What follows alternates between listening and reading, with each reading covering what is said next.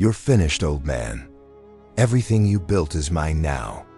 Damien Cole's voice thundered across the deck of the luxury boat, thick with venom and years of buried rage. His face twisted with hatred, inches from the man he once called brother. Julian Cole, 44, soaked and pale, clung to the metal railing of the upper deck. His steps were uneven, his grip unsteady. Something was wrong. The bourbon Damien had poured earlier. The supposed peace offering was laced. The warmth had turned to fire in his blood. His tongue felt thick, his muscles sluggish. "You drugged me," Julian slurred, one hand trembling as he pointed at Damien. "You little coward." Damien stepped forward, a cruel smile carving across his face. "You think I'd let you die with dignity? You stole my father, my life, and this empire. I was your shadow for decades," he roared. "You stole everything, Dad's attention, the company, the life I should have had. You think handing me a title in a corner office makes us family? You think that erases 30 years of being treated like a damn shadow?" Julian narrowed his eyes, his voice low and controlled. "You were given every chance." Damien laughed a hollow, humorless bark. "No, I was given leftovers." "You ungrateful little..." Julian hissed, fists clenched. "You don't get to call me that," Damien roared, slamming his shoulder into Julian's chest. With that, Damien lunged.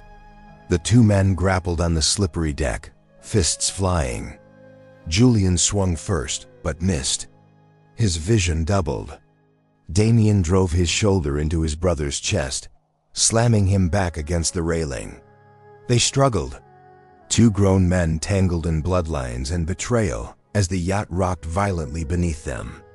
Below, on a small paddle boat hidden behind the mist and trees, Asha Baptiste watched in horror. She had followed them. Something hadn't felt right when Damien showed up at Cole Tower earlier that day. All smiles and false brotherhood, asking Julian to join him for a quiet cruise to clear the air. Asha had served the Cole family for 5 years. She knew Damien's smile and she didn't trust it. So she followed quiet, unnoticed, drifting along the bank, staying just far enough to stay hidden. And now she saw Damien raise something heavy. A bronze anchor weight. Her breath caught in her throat. Crack. The object struck Julian's temple with a sickening sound. His body sagged. The fight left his limbs. Then Damien shoved him over the edge. Asha didn't think. She moved. She leapt from her boat, hitting the freezing river with a splash that stole the air from her lungs. The current was faster than she expected, fueled by storm runoff. Waves battering her from every side. Rain pelted her eyes, blinding her. She kicked hard, searching the water. "Julian," she screamed, but the wind swallowed her voice. A flash of fabric gray, half submerged, floated several yards ahead. She swam harder, arms slicing the surface, gasping for air between waves. With every ounce of strength, she swam. Come on," she gasped.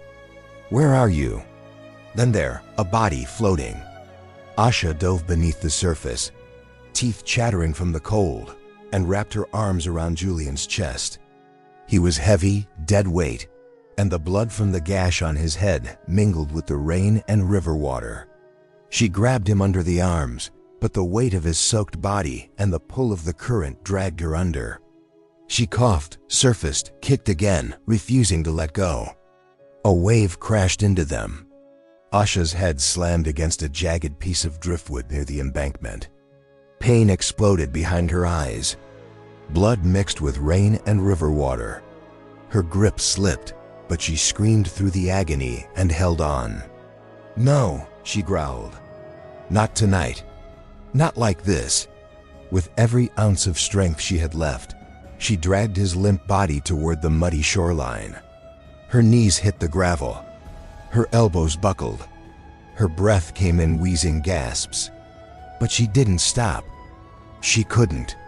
10 agonizing minutes later, both lay collapsed at the edge of the river. Just behind Asha's small shotgun house, Julian unconscious and bloodied. Asha heaving, her face smeared with water and blood. "You stupid rich." She coughed, dragging herself to her feet, always thinking, "You're untouchable."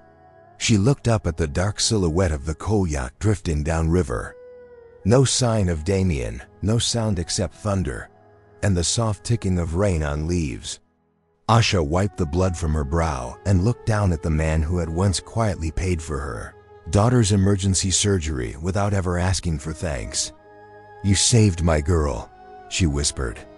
"Now I've saved you," Julian coughed. "Alive."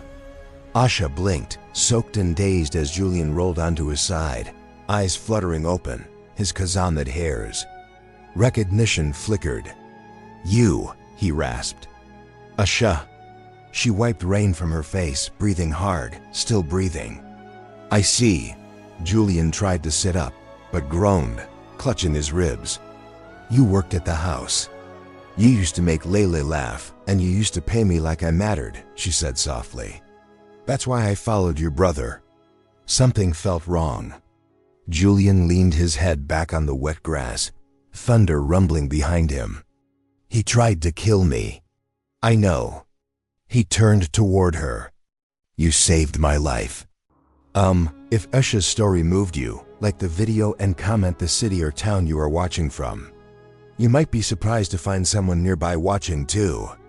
You saved mine once when you paid off my hospital bills and never told a soul. You just did it. Julian was quiet for a moment, breathing in the smell of wet earth and cold metal. Then he looked at her again. "I need to stop him." Asha nodded, wiping blood from her temple. "Then we do it together, but we need a plan. You're alive, but no one knows that yet. That's our advantage." Julian looked down at his ruined clothes, his broken watch, his bloodied hands. He looked back up at Asha, this black woman from the 9th Ward who had nothing and gave him everything. "Let's take back what's mine," he said. Asha gave a tired, crooked smile. "Not just yours." "What's right?" They sat there together, soaked to the bone, as the storm began to pass, leaving behind a silence more powerful than the thunder. By dawn, the storm had left behind a wet hush that blanketed the 9th Ward like a prayer. Mist clung low to the cracked pavement.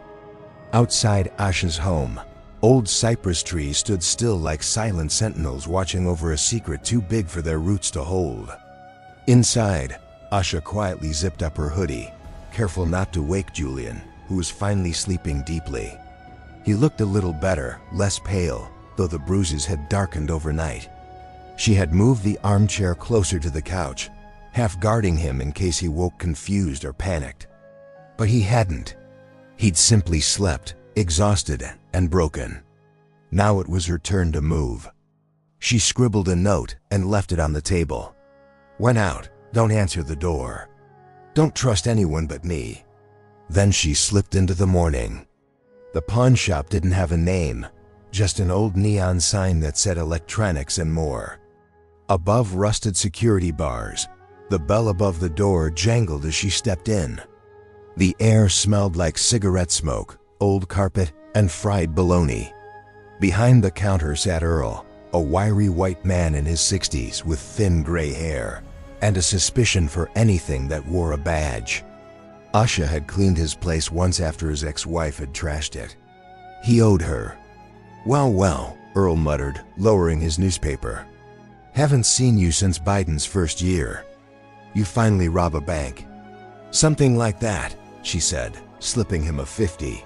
"Need a burner?" "No IDs, no noise." "Nah." Earl studied, her face still slightly swollen from the river hit, and grunted. "No questions then." He reached under the counter, shuffled through a drawer, and tossed her a small flip phone. "Charged clean 1-month service." Asha nodded, slipped it into her hoodie pocket, and turned to leave. "Hey," Earl called after her. "You all right?" She paused.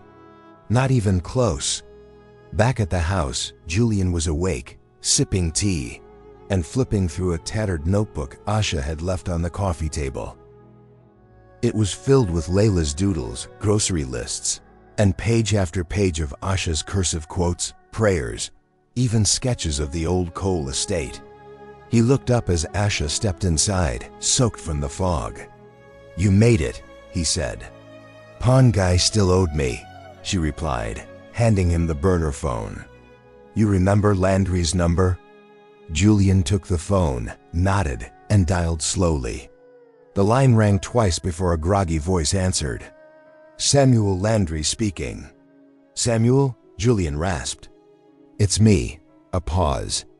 "Then what in God's name?" "Julian, where are you?" "Everyone thinks you're dead. I need you to listen and not say my name again." Julian said quickly, "I was attacked by Damien. He tried to kill me, threw me into the Murray River. My God, are you safe now? I'm in hiding and I need you to find out if he's moved. Check the company, the board, my accounts. I need to know what he's touched." Samuel was silent for a beat. "All right, I'll keep it quiet, but you understand.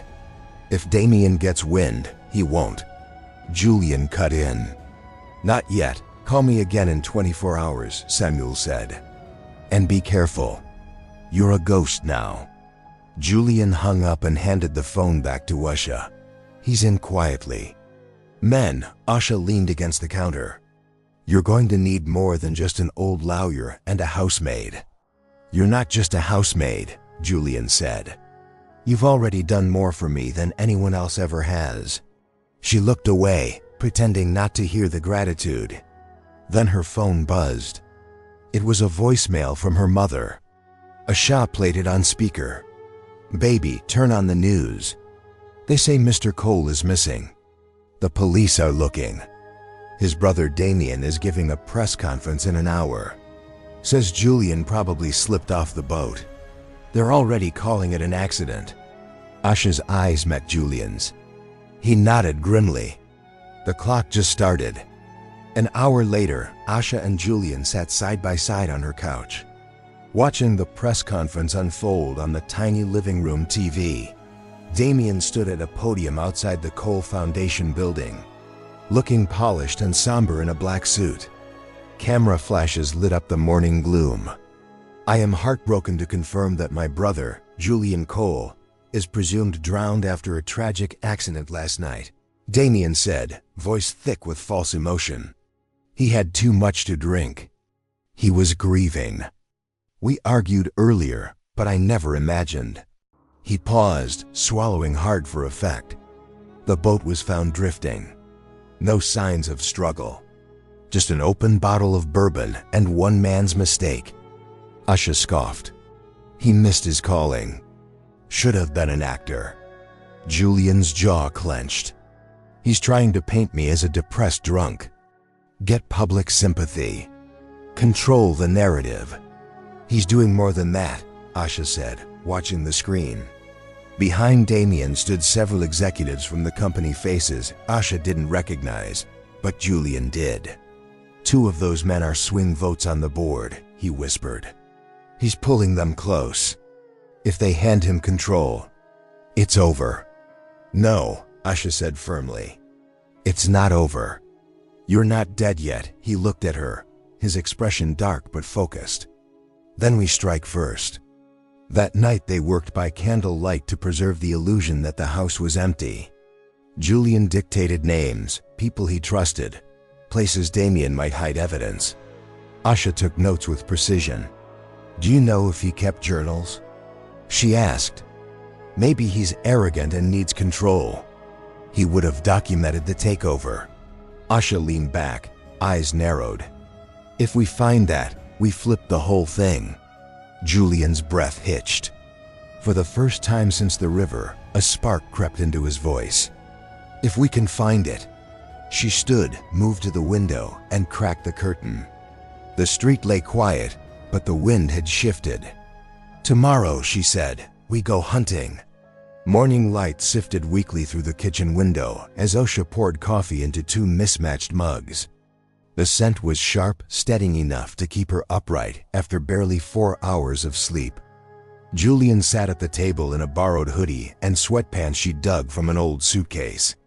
The billionaire hardly looked like one face bruised, a makeshift bandage across his temple freckled with dried blood, but his gray eyes had sharpened again, alive with strategy. "We need leverage," he said, accepting the cup. "Something Damien can't spin or smother." Usha nodded. "You said he might keep a journal." "On paper." "Maybe," Julian said. Damien never trusted the cloud too paranoid. He kept notes the old way. If we can find his personal records, we'll find his plan. And if there's any confession on paper, Asha leaned back, thinking. So we're after something physical, something he wouldn't store at the office. Exactly. He had a private apartment in the old quarter, Julian said. Never told anyone but me. Called it his war room, said he needed a place to think alone. She arched a brow. Rich people are weird. Julian winced, took another sip. It's off Royal Street, above a jazz bar called the Hollow Note. No security, just an old lock. He figured secrecy beat protection. Usha stood. We go tonight. Day's too risky. Julian nodded. Quiet, in and out. She crossed her arms. One problem. Boss, you're barely upright. No offense, but you still look like roadkill. He managed a smirk. That's why you go in. I'll wait nearby. Watch for trouble. Her brow furrowed. This isn't a simple grab and go. What if someone's watching it? Then we walk and try again, Julian said evenly. I won't risk you. Not after what you've already done. She looked at him for a moment, then nodded. All right, let's plan. They spent the afternoon prepping. Asha borrowed a set of lockpicks from Earl the pawn shop guy, along with a small flashlight and a nondescript backpack. Julian used the burner phone to text Samuel Landry with a simple code. Stage 1 underway, trapboard votes freeze movement on trust account if possible. The reply came quickly, working quietly. Damien filed emergency leadership motion. Vote scheduled in 72 hours, 3 days. Julian muttered, rubbing his temple. That's how long we've got before he legally becomes me. Asha, kneeling by the coffee table, looked up. Then let's go steal back your future. At 2:13 a.m., Asha crouched in the alley behind the Hollow Note, heart pounding. Julian sat 2 blocks away in an old rental car they'd picked up with cash from a friend. His eyes scanned the street through binoculars. The radio was off. The only sound was his breath. This is the door, Asha whispered through her Bluetooth earpiece. Love's side should have a rusted keyhole. Easy to miss.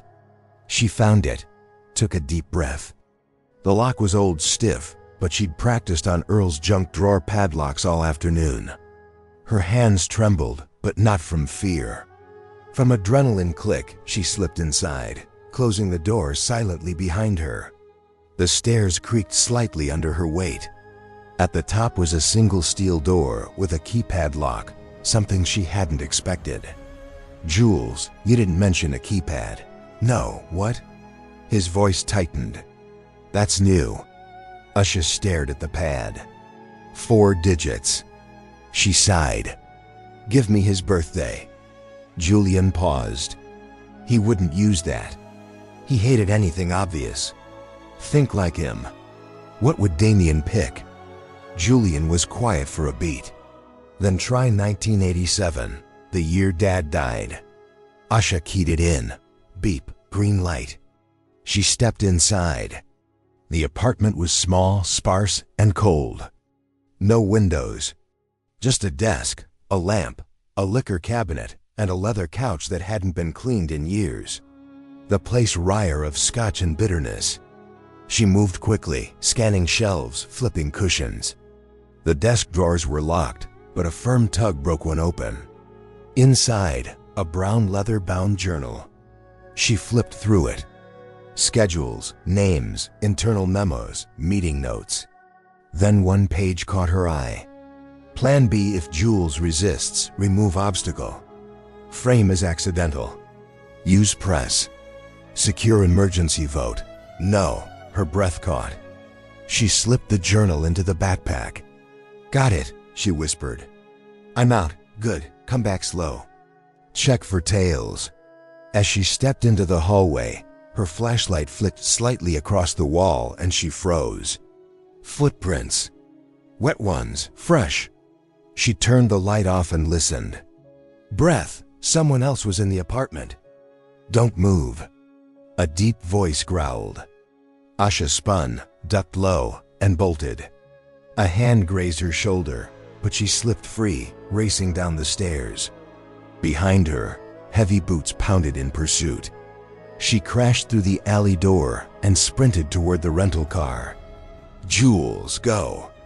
Julian started the engine as she dove into the passenger seat. A dark figure appeared at the alley mouth, but they were already speeding away.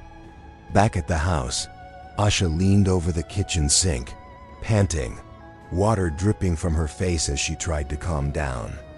Julian sat at the table, flipping through the journal, his hands steady, but his eyes sharp with fury. This is it, he said. Everything we need. Someone was there, Asha said. He wasn't a thug. He moved like a pro. That wasn't random. Julian closed the journal. Damien has watchers. Asha wiped her face with a towel. That means he's nervous, and he should be. Julian stood slower now, more grounded. We take this to Landry tomorrow, quietly. No phone calls, face to face. She nodded, and after that I met her gaze. After that, we bring down an empire. The next morning, the city hummed with routine. Traffic lights flickered through fog. Old buses rattled along pothole-riddled streets, and vendors opened their food stalls along Street Claude Avenue, selling bangs and cafe au lait to early risers. But at a small cafe tucked in a forgotten corner near Riverbend Park, 3 people sat in the back booth under the quiet hum of a broken ceiling fan. 2 visible, 1 invisible to the world. Julian Cole wore a borrowed cap pulled low and a pair of oversized sunglasses. A hoodie covered his bruised temple, but his posture rigid, alert, betrayed that he was no average morning patron. Across from him sat Samuel Landry, his longtime attorney, and the only man outside Asha who knew he was alive. And beside Julian, silent and observant, Asha Baptiste sipped bitter coffee from a paper cup. She hadn't slept again. Samuel adjusted his glasses, flipping through the leather-bound journal Asha had retrieved. His eyes widened with every page. This is damning, he whispered. This isn't just internal planning. This is intent, malice, fraud, and attempted murder, Asha added flatly. Samuel looked at her, lips tight. You witnessed it every second. Samuel's pen tapped the table. We'll need an affidavit. A signed statement sworn under penalty of perjury. She sign it, Julian said without hesitation. Mayanid. Samuel lowered his voice. Julian, listen to me. If this goes public before we have full control, you're vulnerable. Right now, Damien is consolidating power. If we strike too early, he'll bury us under lawyers and corporate shields. I don't want to strike publicly, Julian said. Not yet. I want to bleed him quietly. Samuel blinked. How? Julian leaned in. Board members, I need them. If we can turn 2, just 2, we block the vote. We stall the transition. Damien loses momentum. Once that's done, we drop the journal. On national media, let the world tear him apart. Samuel chuckled softly. You always were more chess than checkers. Julian smiled faintly. And you were always the rook I needed. Samuel stood. Give me 48 hours. I'll feel out the board. Carefully lay the groundwork. You stay hidden. And Asha, Samuel glanced at her. She's your ace. Keep her close. Later that afternoon, Asha and Julian walked through Ark Park, far from any cameras or familiar faces. He wore a worn Pelican's cap this time, blending in like just another tired New Orleans trying to survive the heat. They strolled in silence for a while until Asha finally asked, "You ever wonder what made him snap?" Julian shrugged. It wasn't a snap. Damien always had it in him. Resentment ages like whiskey, bitter, thick, and it always comes out when the bottle cracks. "He blames you," she said. "He blames the world. I just have a face he recognizes." Asha stopped by a bench, sitting down. "You ever blame yourself?" He looked at her for living, for being born into money, for not giving him a seat at the table. Julian hesitated. "I tried. When Dad passed, I offered him a VP role. High salary, no stress, but he wanted more. He wanted everything." She nodded slowly. "He was born in shadows. Maybe he thought taking your light would fix that." Julian sat beside her. "Funny thing is, I would have given it to him. All of it. I never cared about the title." "Then why fight now?" she asked. He looked at her with fire returning to his eyes. "Because he tried to kill me. Because he turned my life into a eulogy. Because people like him don't stop until you make them." A beat passed. Asha looked away, jaw tight. "He knows I saw him. That's why he had someone at the apartment. If he finds me, he won't." Julian interrupted. "You're under my protection now." She smiled dry and tired. "Funny. That's what I told myself about you." That evening, in a gated high-rise on Ledger Avenue, Damien Cole stood in his penthouse office, sipping aged scotch as he stared at the city lights below. Behind him, Darren Crow, his private investigator, spoke into a burner phone. No sign of the body yet. River teams found nothing. Damien nodded, his jaw clenching. "What about the woman?" Darren hesitated. "No clear leads. She's smart. No credit activity. Nothing digital." But Damien turned slowly. "But what?" Darren pulled a photo from his pocket, grainy surveillance footage from the pawn shop. Time-stamped early morning. "Recognize her?" Damien took one look and froze. His voice dropped to ice. "Asha Baptiste." Darren raised an eyebrow. "She's a problem. She's a witness." Damien snarled. "She worked for my brother. If she saw anything, you want me to lean on her?" Damien turned back to the window, finishing his drink. "No, not yet. We don't make noise. We let them feel safe." Then we ended quietly. Darren nodded and left. Damien whispered to himself, "You should have stayed dead, Jules." Back at Asha's home, Layla had returned, curly-haired, 10, and full of life. She ran into Ma's arms the second she opened the door. "I missed you, Mama. I missed you more, baby." Julian watched from the kitchen, quietly moved. He had once seen Asha only as a housemaid.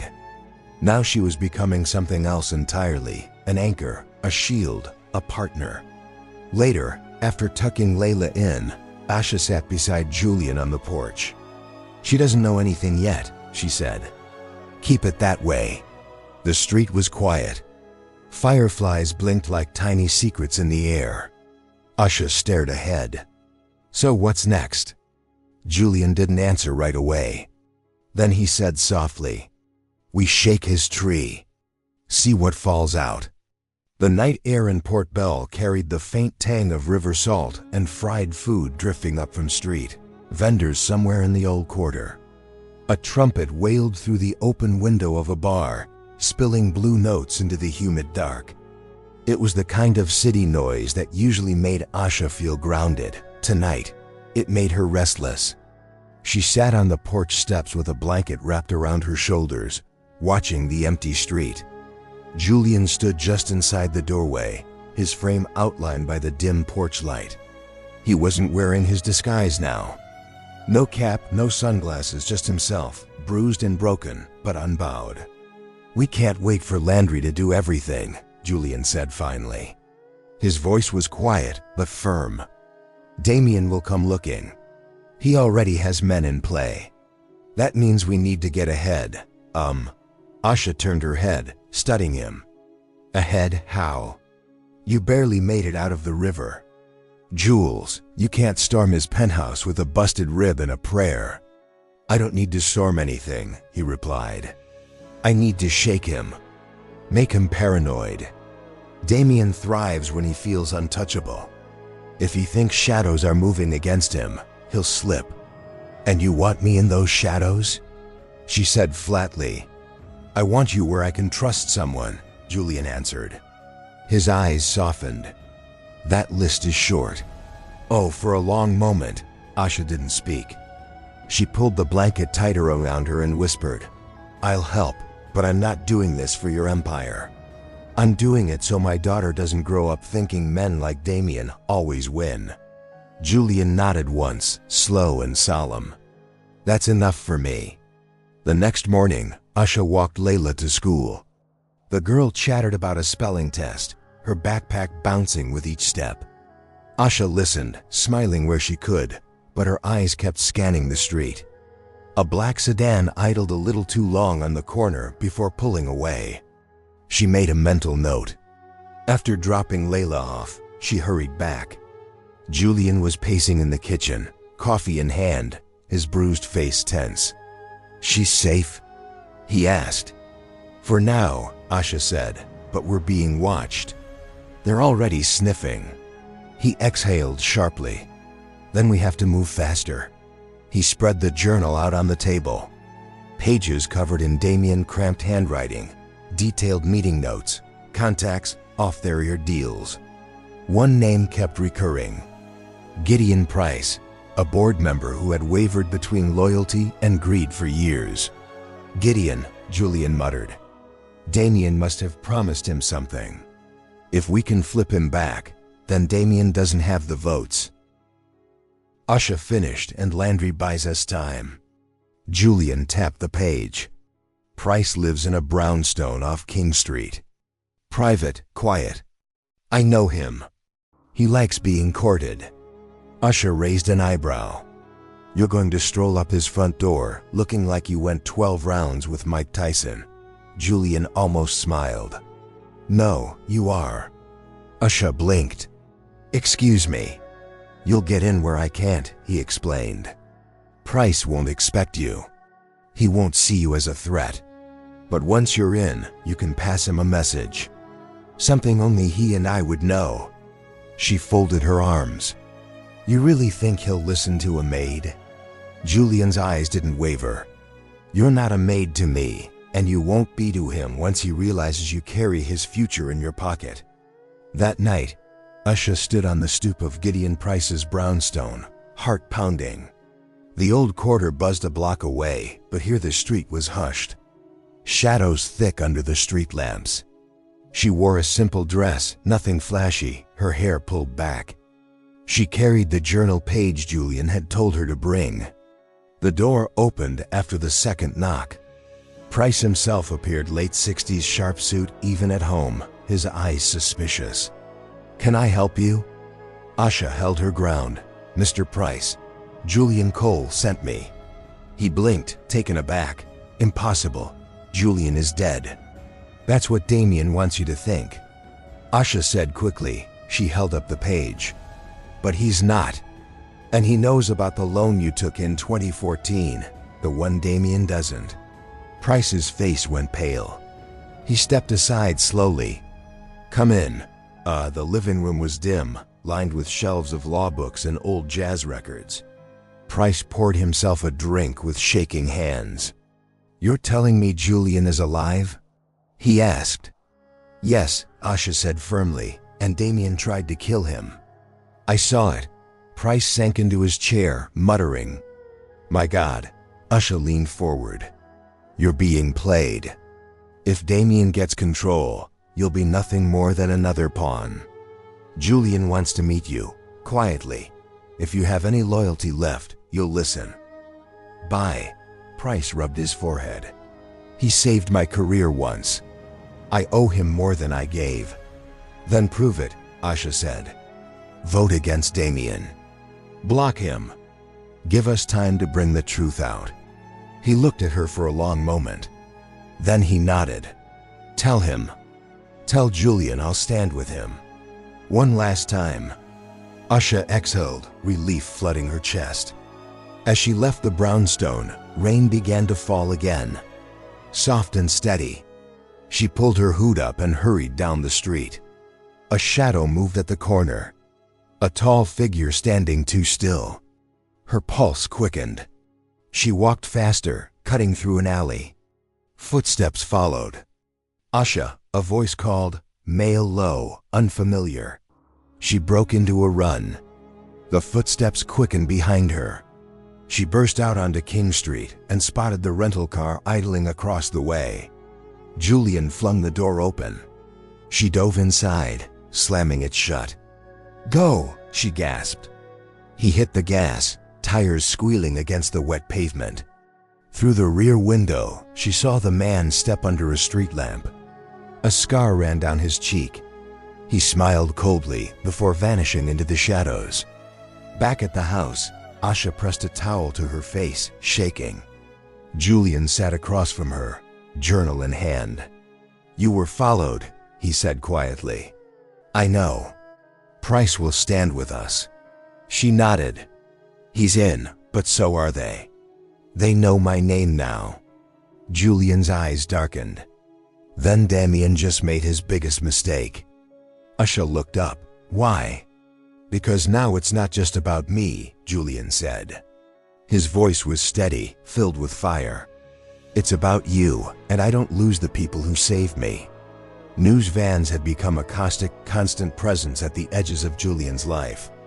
The kind of machinery that turned grief into spectacle and rumor into law. Damien used them like a scalpel, carving the narrative he wanted. A grieving brother, a tragic accident, a company in need of steady hands. It was the kind of performance Julian had expected to see on television, but not like this. Not with his own face missing from the world. Samuel Landry moved like an old man who knew precisely how to hurry when it mattered.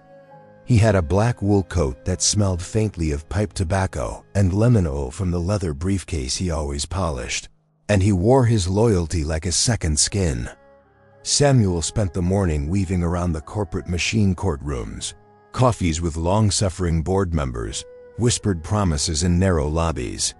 He was careful. He paid dinners with cash. He left no trail. At noon, Samuel slipped into a quiet luncheon at the Pelican Room, where Gideon Price had agreed to meet him after Asha's visit. Price arrived with the careful gait of someone who'd been counting reputations, longer than most people counted money. He spoke in quick, small sentences, each one measured. There are people who've lined up behind Damien. Promises made, investment sweetened, Price said over the shrimp, off watching Samuel over his rimless glasses. Samuel's response was a soft, dry laugh. Promises always cost something, but so does loyalty. Mr. Price, you might find that the ledger doesn't favor folks who let greed write the final line. Price's eyes tightened. You're suggesting he lied. I'm suggesting we look at the books before deciding to hand a man the keys to the kingdom, Samuel said. He folded a napkin slowly and set it on the table. Give us a day or two. Let me prove you have options across town in a less savory office. Darren Crow was making his own quiet moves. Damien trusted him to press the small, ugly buttons that made people flinch a shove. Hear a whisper there. Darren kept a list and checked it twice. He had a talent for making people remember old debts. Earl the pawnbroker had noticed the men in cheap suits asking questions at the shop, felt the chill of watchful eyes on his back, learned enough to keep that phone line open. Asha's world, by contrast, was a wrung-out kind of normal. Layla's homework spread across the kitchen table, a pot of jambalaya simmering on the stove, the radio murmuring local gospel. Layla was bright, the kind of kid who asked questions like the world owed her answers. That morning's spelling test had been a triumph. Asha kissed the top of her daughter's head the way she might kiss the roof of the house, soft, grateful. "Mom, when is Mr. Cole going to be all better?" Layla asked, folding her worksheets into perfect squares. Asha smiled, tired, but sharp at the edges. "Soon, baby. We're fixing the problem." Layla nodded, satisfied, and slung her backpack with the easy swing of a child who still believed some grown-ups could fix anything. Back at the house, Julian and Asha hunched over the journal like conspirators drafting a treasure map they had no right to but every reason to claim. They matched names to dates, faces to meetings. Each line read like a thread waiting to be pulled. "There's a registered transfer here," Julian said, tapping a page. "Shell Company in Baton Rouge. Large deposits right after Dad's will was filed." Asha drew a breath. "We can trace that." "We will," he said, but quietly. "If they notice we're looking, Damien will bury this in litigation." She studied him, the streetlight washing his bruises in amber. "Are you sure you want to go public? Once that door opens, you can't close it." Julian's chin lifted, the stubborn old posture of a man who signed contracts with his name in block letters. "He tried to bury me alive, Aisha. The longer we hide, the safer he feels. I'd rather stand and speak than rot in silence." Samuel's update arrived as a folded envelope left under the third step of Asha's porch. 2 names, an ally, and a danger. Price had consented to hold for now. Another board member proved fickle. Asha tucked the note into her bra like contraband and set the kettle on. She felt the town press close around them, friends, neighbors, the woman across the street who left castles without asking questions. The 9th Ward was stitched of small mercies and big loyalties, and Asha leaned on both. That afternoon, an anonymous letter arrived on her kitchen table, delivered with the kind of precision that unnerved even Asha. "We saw you," it read in a blocky corporate typeface. "Stay quiet or we make sure you drown with him." Asha folded the paper slowly. Her hands did not tremble. She had been stared at by fear before. This kind of threat was new because of its precision, its willingness to aim at children and porches. She walked into the living room where Julian sat, looking over bank ledgers. He glanced up when she set the letter down without comment. She let the silence be the argument she didn't want to make. "They know you're alive," she said finally. He looked at her. "We knew that when Darren saw the pawn shop footage." "Oh, they want me scared," she went on. "They want me to hide." Julian closed the ledger and rose. He crossed the room, braced both hands on the back of a chair as if to steady himself. "Then we give them a reason to be afraid." "You sound like a man about to start a war," Asha said, half joking, fully afraid. "If it's a war," Julian replied, voice even, "let it be for the truth." Samuel called that night to say he'd secured one more swing vote. The margin would be razor thin, but it was a start. "We're not out of the woods," he told them, "but the path is clearer." When they hung up, the 3 shared a quiet, exhausted laugh, the absurd sound of people who'd chosen to face danger instead of invent excuses. Before bed, Asha slipped into Layla's room and watched her sleep, the small chest rising and falling steady, innocent. She whispered into the dim like a vow more than a prayer, "I won't let anyone take her light." Outside, the city kept humming music, traffic, the slow thrum of a place that had endured worse storms than this. A porch light clicked on 2 doors down. An old man shuffled his papers and peered into the dark to see who might be passing. In Port Bell, everyone knew someone who'd been kept safe by someone else's courage. That knowing was a kind of history Julian hadn't fully grasped until now. He watched Asha return to the kitchen, the weight of the world settling across narrow, resolute shoulders. He thought of his father's courthouse lunches, the cracked marble in his own office, and all the men who believed money could fix the crooked places in their hearts. "We strike when the time is right," he said quietly. Asha leaned on the counter, met his eyes, and offered the crooked half-smile that had become her armor. "We strike when we can win." Samuel Landry's office smelled of old books and lemon oil, the sort of room that felt like a courtroom even without a judge. Paneled walls held framed photos of victories and clients protected, silent witnesses to a long career spent shaping what happens in the shadows.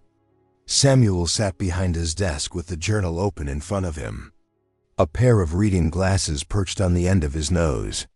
He'd seen scandals stitched with silk before. This one came wrapped in violence. "Damien is clever," Samuel said, not looking up. "He's polished his story, and he's selling grief. The problem is the ledger you pulled. It suggests intent. That changes everything." Julian watched him, feeling the old rhythms of legal strategy settle in like a familiar coat. "We move carefully. We don't go public until we can prove he arranged everything. I don't want a legal circus that ends with him buying silence." Samuel nodded. "We need a paper trail, bank accounts, third-party transfers. Shell companies don't like concrete questions.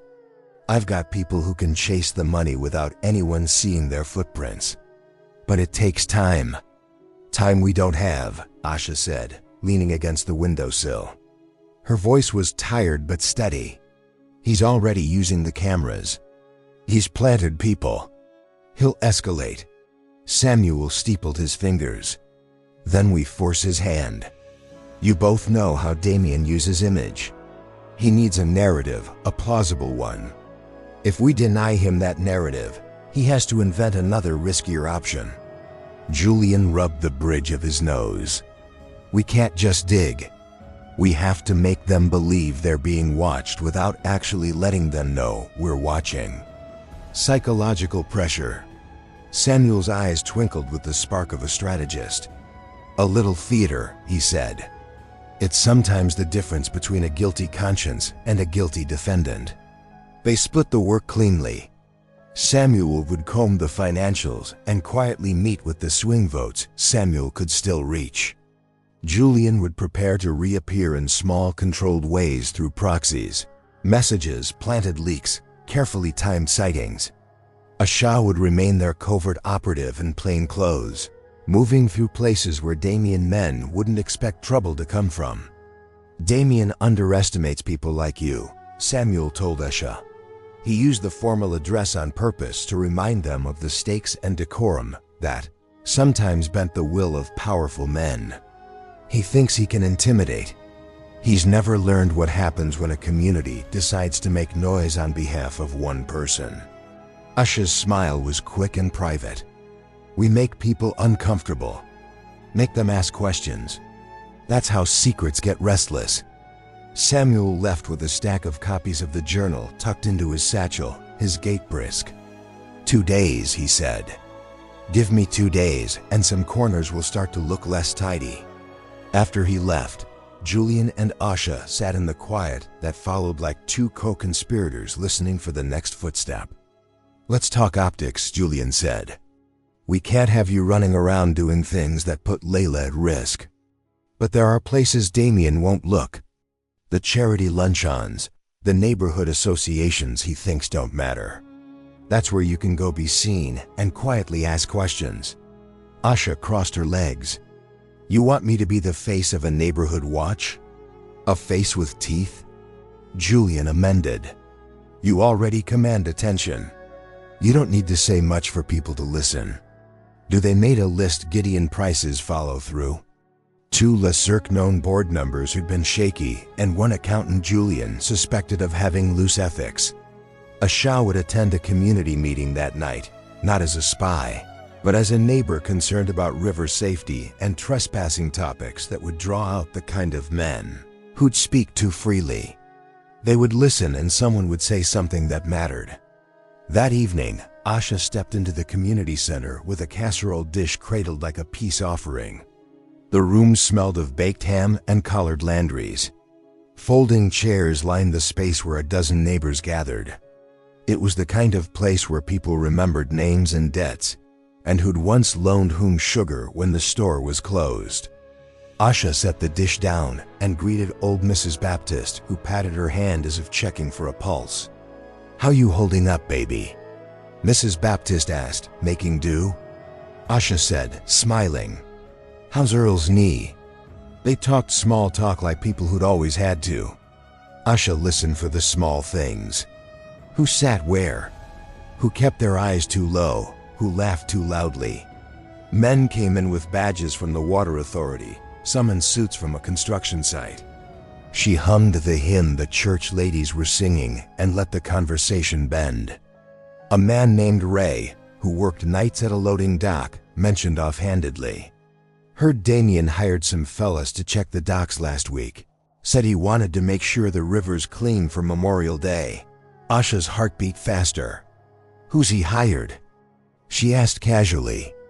Ray shrugged. Some new boys went from around here. Heard they report back to a place on Magazine. Magazine? A woman echoed. That's near the old art warehouse. Heard it was a front for something.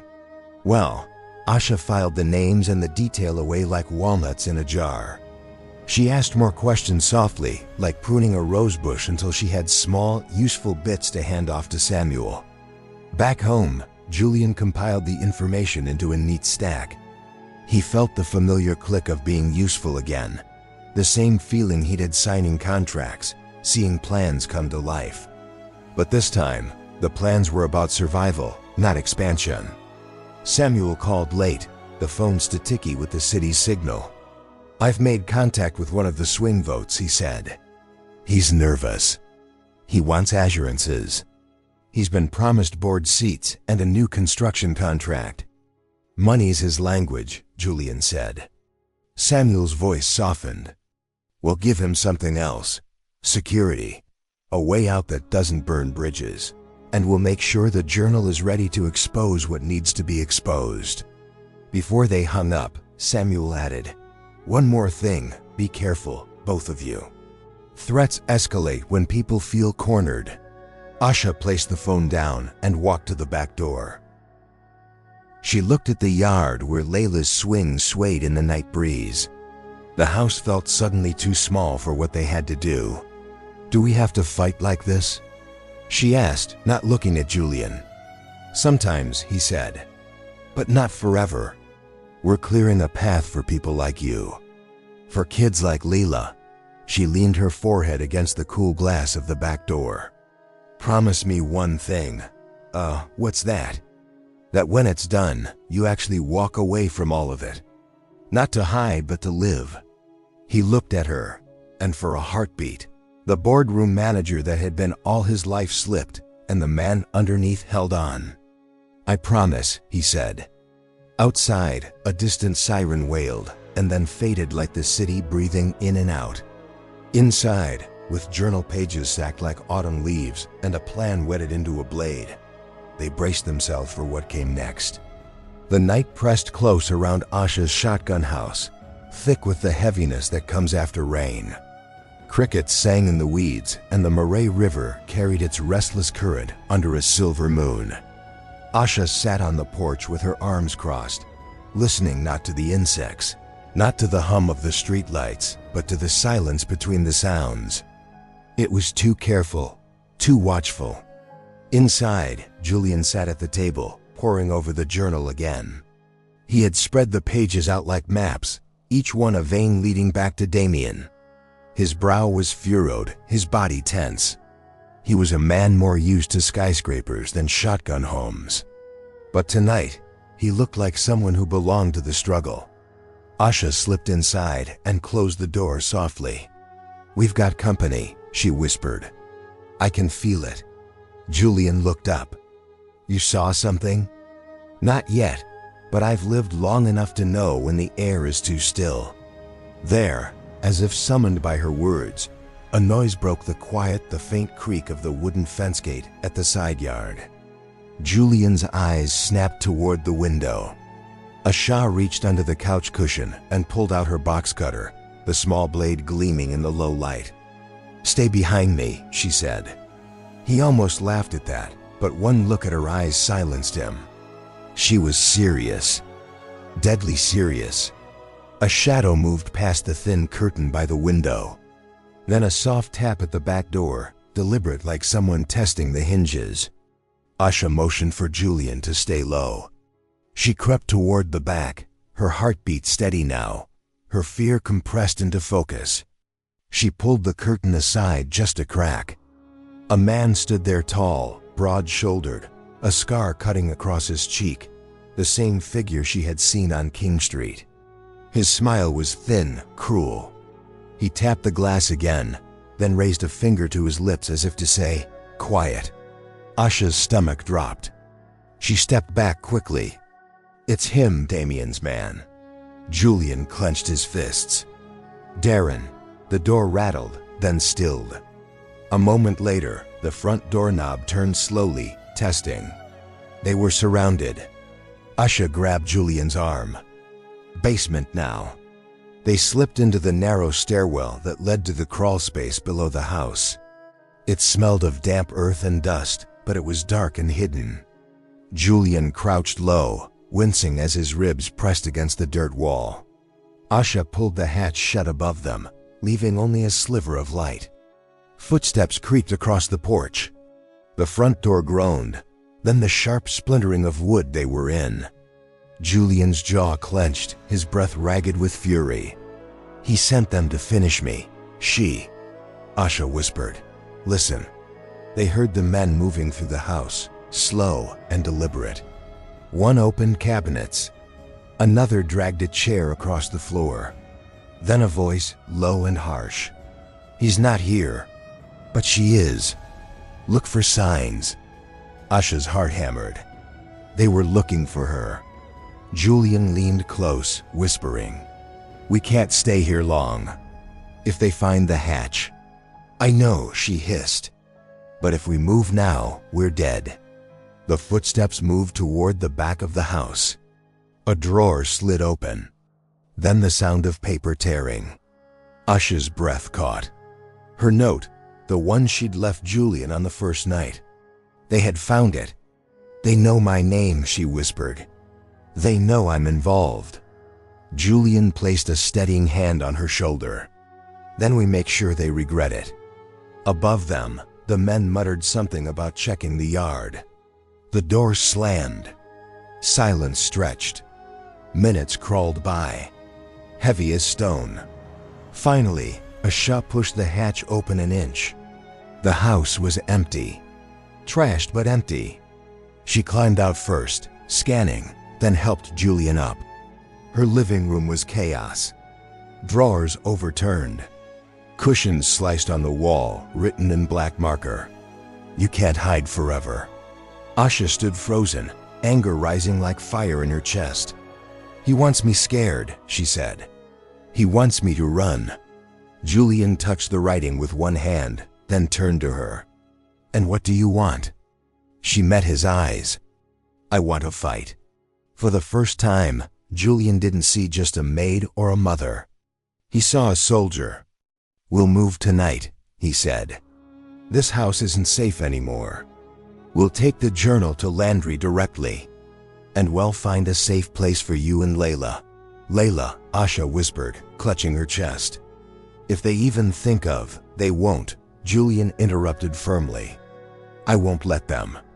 Her hands were still trembling, but her voice was steady. "Then let's end this before they end us." "No." Julian picked up the scattered pages from the floor, tucking them back into the journal. He straightened slowly. Grim determination etched across his battered face. "This was their first move," he said. "Now it's our turn." They left before dawn when Port Bell was still rubbing sleep from its eyes, and the sky was a bruised wash of blue. The rental car smelled like stale cigarettes and fear. Asha drove, hands white-knuckled on the wheel. Julian sat rigid in the passenger seat, scanning every intersection like a man counting exits. For once, the city's music, the distant trumpet, the garbage truck's clatter felt like warning signals. Samuel's office was a quiet island of linoleum and lemon oil. He had arranged for a driver to pick them up. Samuel himself was waiting at the curb with the kind of face that said he'd already done the worst and lived. He took one look at Asha and Julian, then led them inside without preamble. "We had a breach last night," Samuel said once they were behind closed doors. "I secured a safe house temporarily, but we can't risk keeping you together in one place for long." Damien men are getting bolder. "What's the safe house like?" Asha asked, trying to keep the edge from her voice. "Small, secure, out past me. Old church turned into a caretaker's cottage. Nobody will look for you there. We'll rotate the locations every few nights until we get Landry enough leverage to move. I've put key people on retainer private investigators, a locksmith who owes me a favor, and an XD guy who prefers to work in the dark." Julian folded his hands, the old business posture, returning piece by piece. "What about the journal?" "We can't keep it here." Samuel reached into a safe and produced a slim manila envelope sealed and stamped. "I made copies, digital and physical. One set stays with me. One set goes to a secure vault in Baton Rouge under escrow. We'll release only what's necessary when the votes are in our favor." Asha felt a small shiver of relief. "So we tricked them into thinking we're still operating from the shadows." "Exactly." Samuel's thin lips tightened. "We need to make Damien think he has time and that his seat is secure while we quietly pluck his pillars." Julian inhaled, steadying himself. "Let's start with Price. If he's public and strong, others will follow." "We have him," Samuel said. "He'll be at the board meeting in 2 days. I convinced him to delay the vote with procedural objections. That gives us some breathing room." Asha rubbed her temple. "How long can we keep doing this? If they escalate kidnap, arson, what then?" Samuel's gaze softened. "Then we escalate back. That's why we have the XD and Julian. If Damien goes that far, we bring everything public. Media, investigators, witnesses will make it impossible for him to hide." Outside, rain began to pick up again, as if the river itself were impatient. Samuel arranged for the driver to take Asha and Layla to Tasha's that afternoon. "Temporary and quiet," he said. Asha kissed her daughter quickly, the kind of kiss that tried to convey 1,000 reassurances in one. Layla clung to her for a second, then ran inside with her backpack, unaware of the new gravity around their lives. The safe house was not glamorous. It smelled faintly of dust and old hymnals. Paint peeled at the windows, and a single oak table stood like a sentinel, but it had locks and thick walls, and a porch that looked out over a field where no one would stumble upon them by accident. Asha unpacked a small duffel, tucking in a few clothes for Layla, a worn photograph of her mother, and a cache of emergency cash Samuel insisted she take. He handed them burner phones with new numbers and told them to use them only for 3 things: Samuel, Julian, and the XD contact. "Don't call your regular number," Samuel said sternly. "They'll triangulate you in a heartbeat." Julian stood by the window, looking at the field outside, the weight of the world settling on his shoulders like a cloak. "I don't want you in danger because of me," he said, voice low. "You saved me," he reminded Asha. "You deserve protection." She shook her head. "I didn't save you because I wanted a medal. I saved you because someone once saved me. We pay forward or we die with our debts unpaid." He folded his hands and let out a long breath. "Then we pay forward." For 3 days they moved like ghosts through the city. Samuel's men arranged meetings with hesitant board members in dim coffee shops and parking garages. Their conversations stitched together with cash, legal maneuvers, and promises of quiet retirement packages. Julian's name was not mentioned publicly, but his presence was felt like a stone under the water there, shifting currents, changing the flow. Asha ran smaller errands, a quick visit to the pawn shop to confirm Earl hadn't been leaned on, a stop by the community center to reassure Mrs. Baptist and Mrs. Duval that things were fine. She kept the journal close, digitally encrypted and physically hidden inside a Bible Samuel had left with her. Once walking down Ledger Avenue with Samuel's ex-dia man, Carter Briggs, she felt the hairs on her neck stand up. Carter's phone buzzed and he frowned. "They're looking into the safe house list," he said. Someone's asking questions about caretaker cottages. Asha felt the ground tilt slightly under her feet. So they're getting desperate. Carter's voice was calm but hard. Desperation makes men sloppy. Oh, that night, in the small rented room that Samuel had secured, Julian sat up and studied an old photograph he had kept in his wallet since his father's funeral. A young Julian on a cheap scooter and a man who looked like Damien at distance, but with softer eyes. He thought of childhood dinners that had been uneven nibbles of affection, doused in silence and expectation. He thought about how easy it would have been to let this all pass, to grieve publicly, sign papers in the press, let Damien take the helm. Instead, he had been pulled from the river by a woman who scrubbed hotel floors and baked casseroles and kept her promises like talismans. He looked toward the sleeping form of Asha on the cot across from him and whispered, "Tomorrow we take the next step." She stirred and opened her eyes, meeting his. "We make sure he never hurts anyone again." Outside, the church bell tolled the hour in the steady rhythm of a city that had seen worse and kept going. Inside, a ragtag conspiracy plotted the fall of a man who thought he could buy absolution with a smile and a press release. The plan that morning was simple enough on paper. Get one more vote, secure the ledger, and blow the rest open. In practice, every move felt like walking a tight rope over the river. One misstep and the whole thing came crashing down, not just for Julian, but for the neighborhood whose names had begun to whisper in Julian's favor. Samuel had arranged a meeting with the accountant Julian suspected of loose ethics, a man named Marco Serrano who managed several shell company transfers. Marco operated out of a nondescript office in the Bywater, a place where the plants inside always looked more alive than the people walking by. Samuel liked that about Marco. The illusion of life in a quiet corner often calmed men enough to reveal their weak points. Asha came along. Not because Samuel wanted a maid at a corporate meeting, but because she was good at listening to the things people assumed were background noise. Samuel recognized that talent. He'd seen it before. Julian sat back and watched the three of them work like a team that had no right to exist. Marco was polite, smiling thinly, adjusting his tie. All the practice gestures of a man who'd negotiated 100 soft lies. He poured coffee that tasted like it had settled for days and offered small talk about the Pelican Room's new chef. Then Samuel opened the journal on the table like one reveals an exhibit. Marco's eyes skimmed the page that mentioned transfers to Baton Rouge.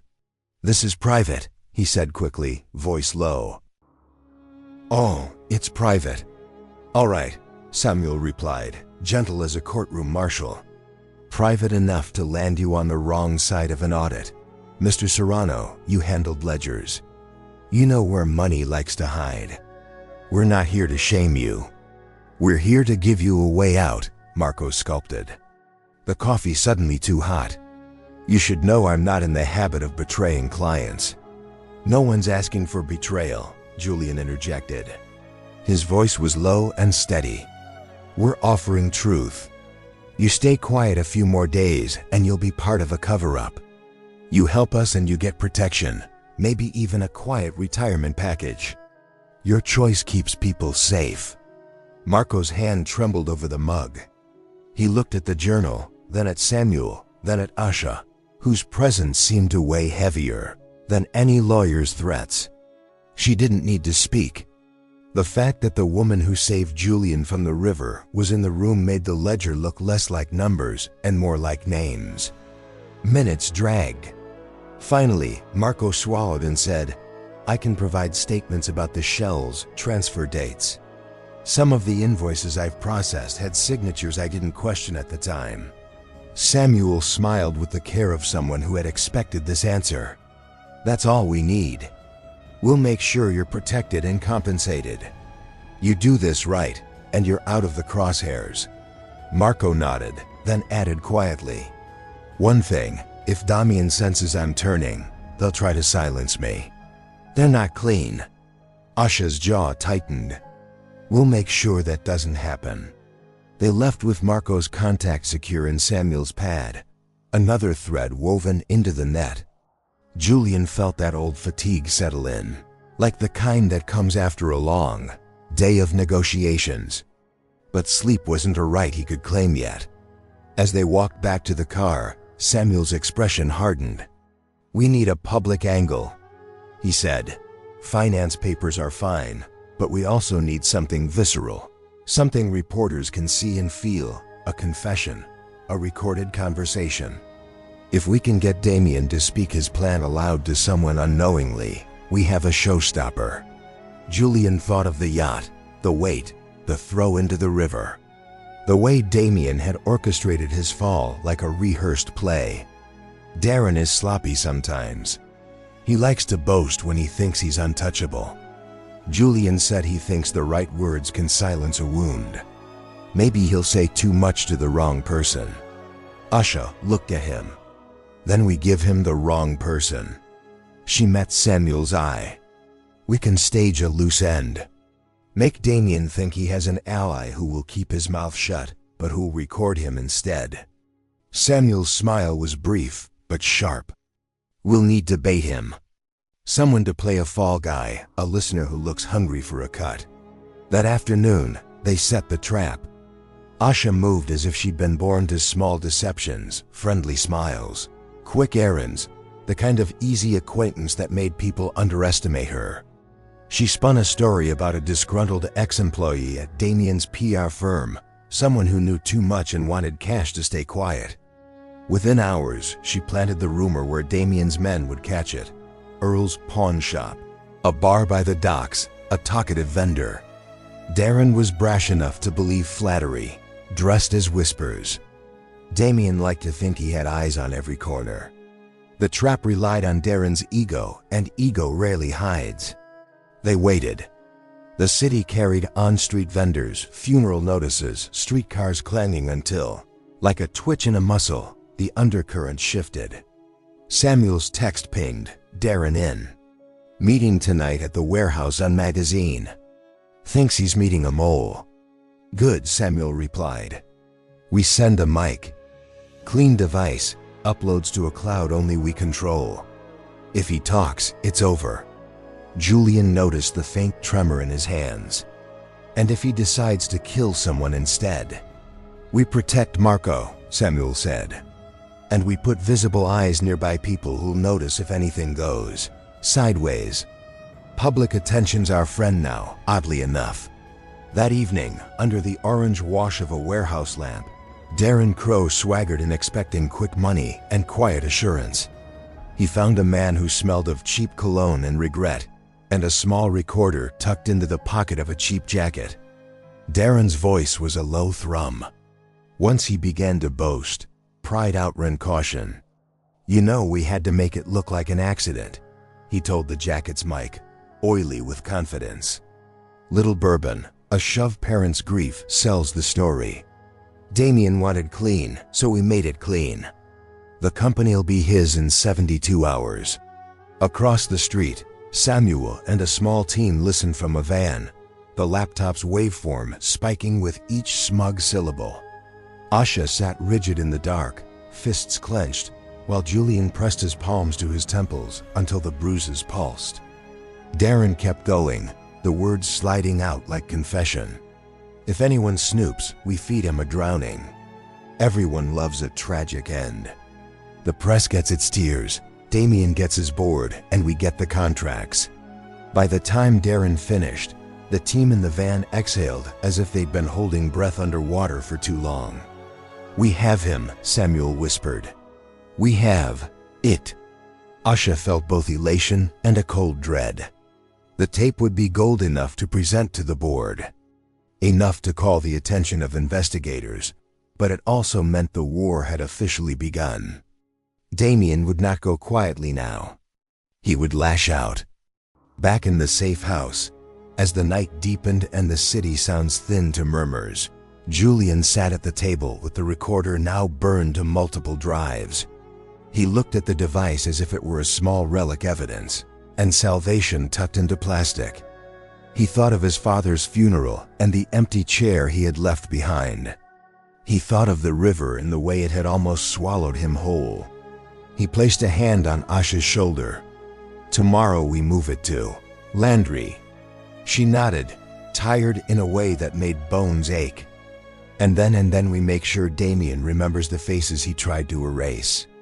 Julian sat outside a freight train cut the city in two, its horn a long, lonely sound. Inside, the three of them sat like conspirators in a dim room.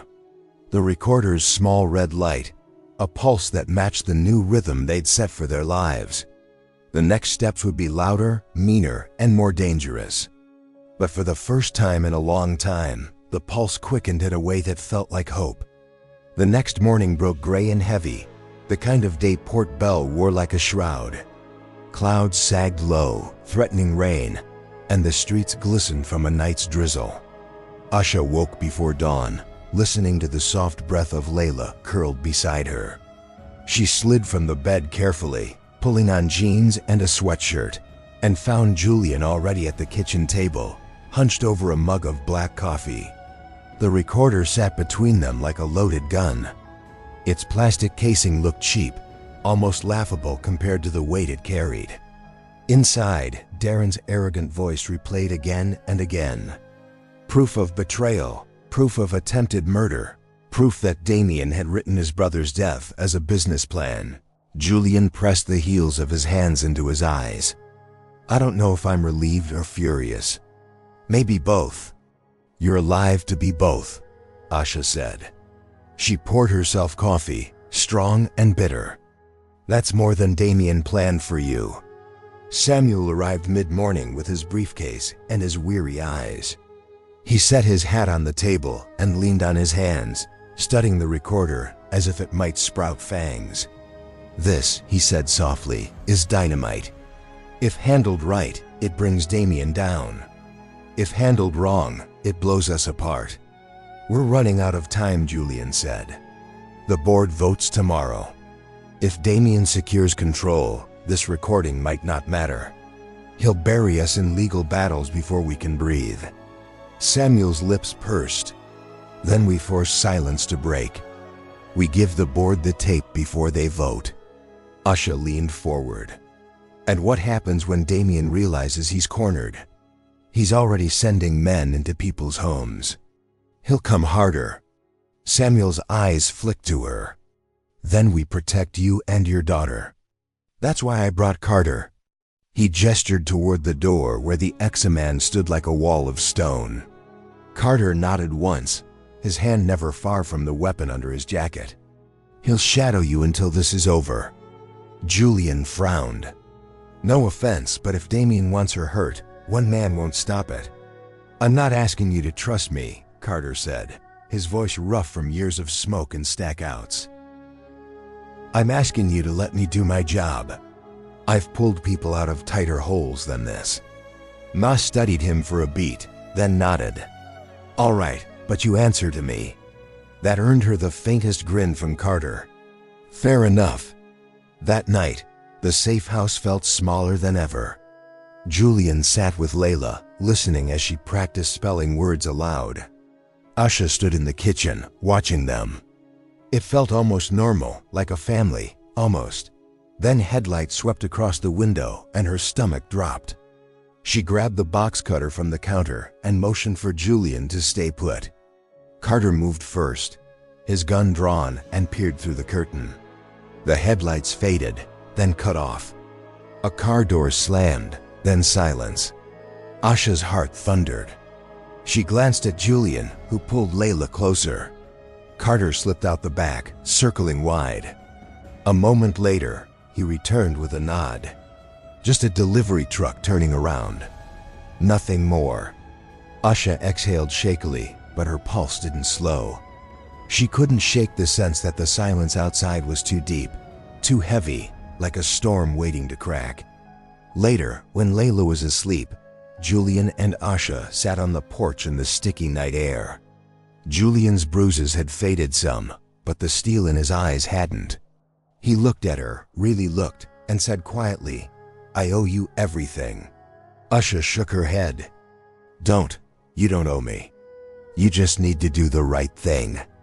"I will," he said. His voice cracked slightly, raw with something deeper than resolve. "Tomorrow I face them. Tomorrow I remind them who I am." Asha held his gaze. "Then we do it together. Because he's not just trying to erase you, Julian. He's trying to erase me. People like me. The ones who were never meant to have a say." For a long moment, the night held them in its stillness, the weight of truth heavy between them. Then Julian nodded slowly. "Then tomorrow the silence breaks." Across town, Damian Cole poured himself another scotch, his penthouse glowing with soft jazz and dim light. Darren lounged in a chair, smug and relaxed. "The board's ready. Papers are in order. Tomorrow it's official. Vu." Damian swirled the amber liquid in his glass. "And the witnesses?" Darren smirked. "Handled, or soon will be." Damian's eyes narrowed. "Soon isn't good enough." Darren chuckled. "Relax. They're cornered. They'll stay quiet." Damian walked to the window, staring out at the city skyline. "No," he said softly. "They won't. Not unless we make them."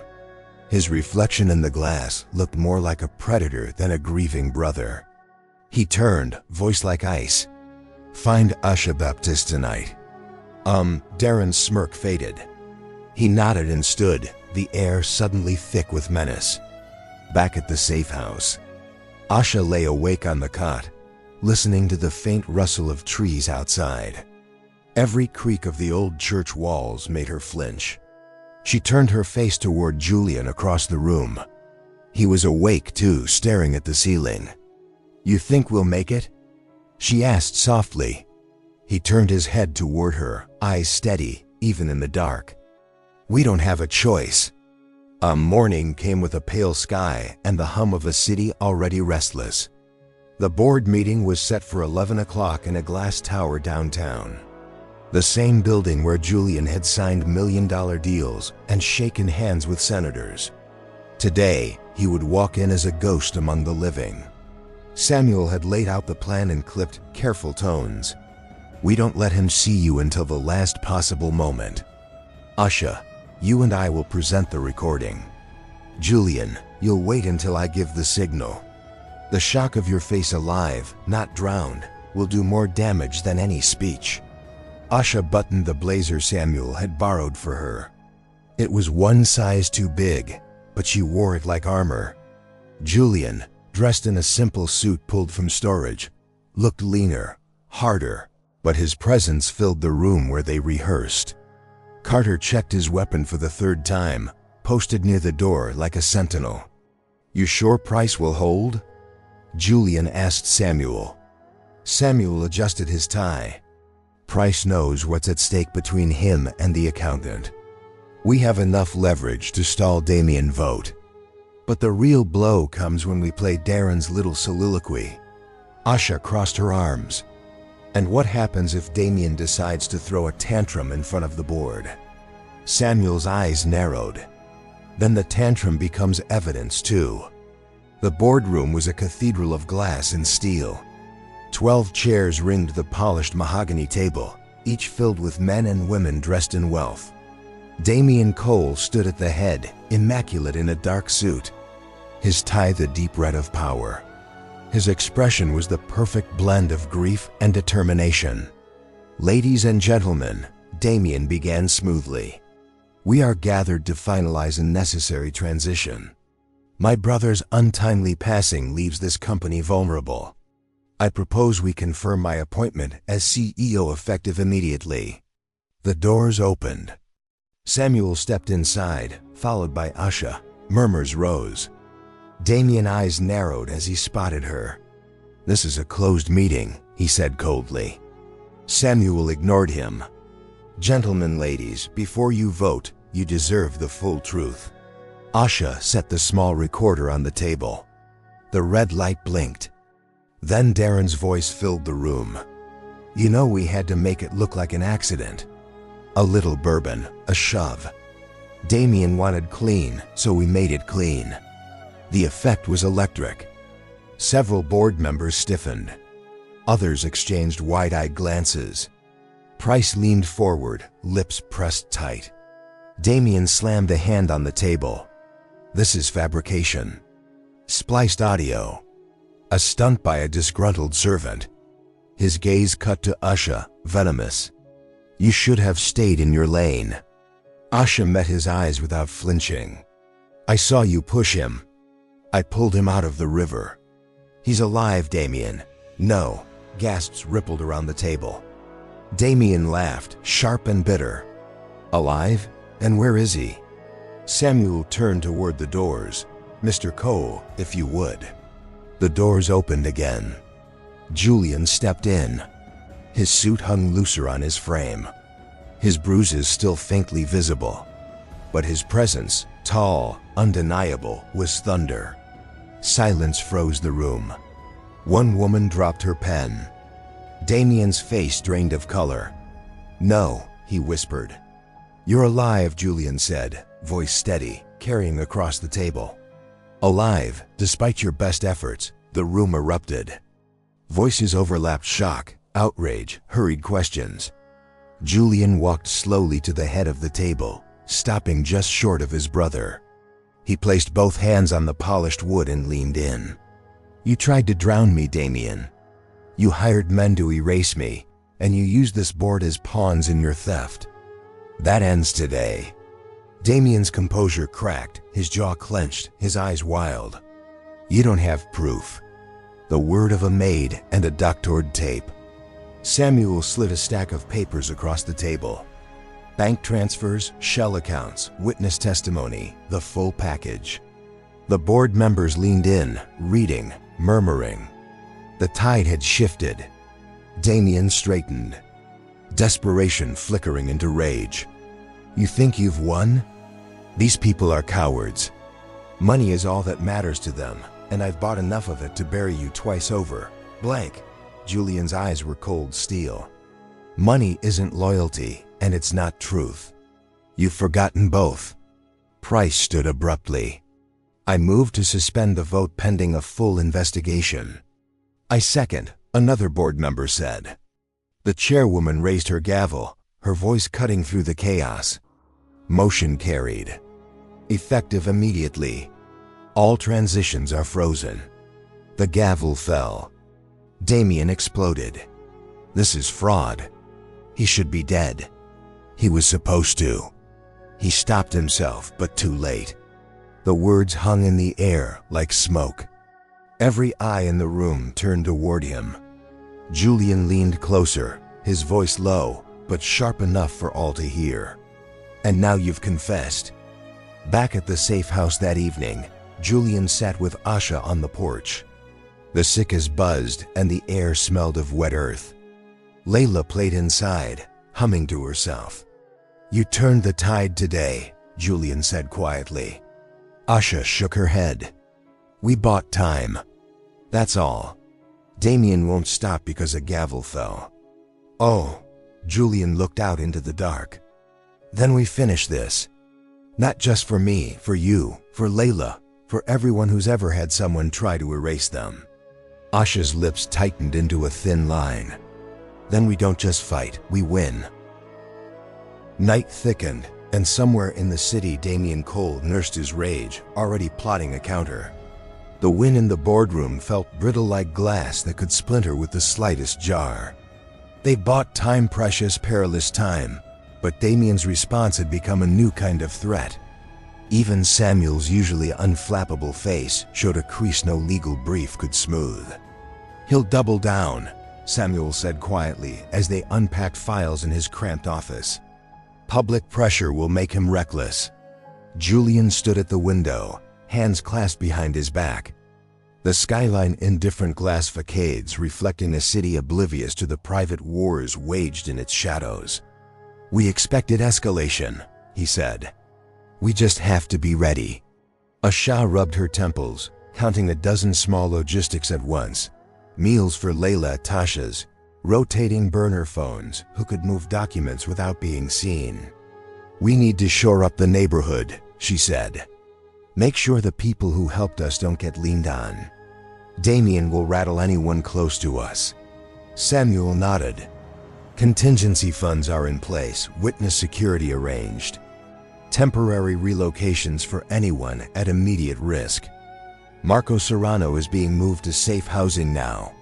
Outside, Port Bell kept breathing, streetcars clanged. A vendor hawked a deal. A father showed his son how to catch in the park. The city's ordinary rhythms were a thin armor against the chaos Damien promised. By afternoon, the press began to circle. Early headlines were cautious. Cole presumed dead, bored in turmoil. But when the recording reached select outlets under Samuel's careful hand, the tone shifted.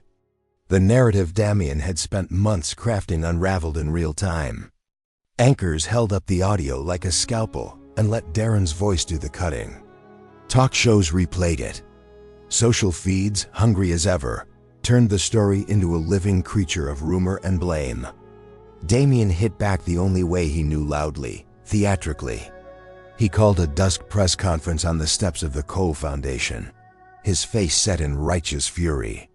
Reporters flooded the square, phones lifted high, and the steady rattle of shutters rolled like artillery. "I stand before you a betrayed brother," Damien intoned, voice ringing with practiced pain. "I stand before you ruined by rumors and lies. But I will not allow those who would destabilize our company to win. I will not allow the name of Cole to be dragged through the mud." He spoke of loyalty and legacy and the sanctity of hard work designed to comfort shareholders, to reassure contractors, to keep the stock steady. He called Samuel a mercenary lawyer and dismissed the recording as fabrication meant to destroy reputations. His performance had cadence. It had been rehearsed. The crowd erupted in shouted questions. Damien answered a few prep lines, slick on his tongue. But when one reporter asked directly about the board's suspension, his composure cracked. "They'll learn," he said, teeth flashing. "We'll fight every last lie." That night, a package arrived at Asha's safe house. No return address. Inside, a photograph of Layla playing at a playground, taken from a distance with the message scrolled on the back. "We can find what you love." The paper felt like ice in Asha's hands. Her knees weakened for a moment, but she folded the photograph slowly and put it in the pocket of her hoodie. She did not wake Layla that night. She rocked herself in a chair until the city's distant sirens blurred into one continuous hum. Julian found her in the kitchen at dawn, readied and raw. He sat across from her, not offering platitudes, only presence. "They crossed a line," he said softly. She set the photograph down between them. "They know where our edges are." She said, "They know what hurts." He put his hand over hers.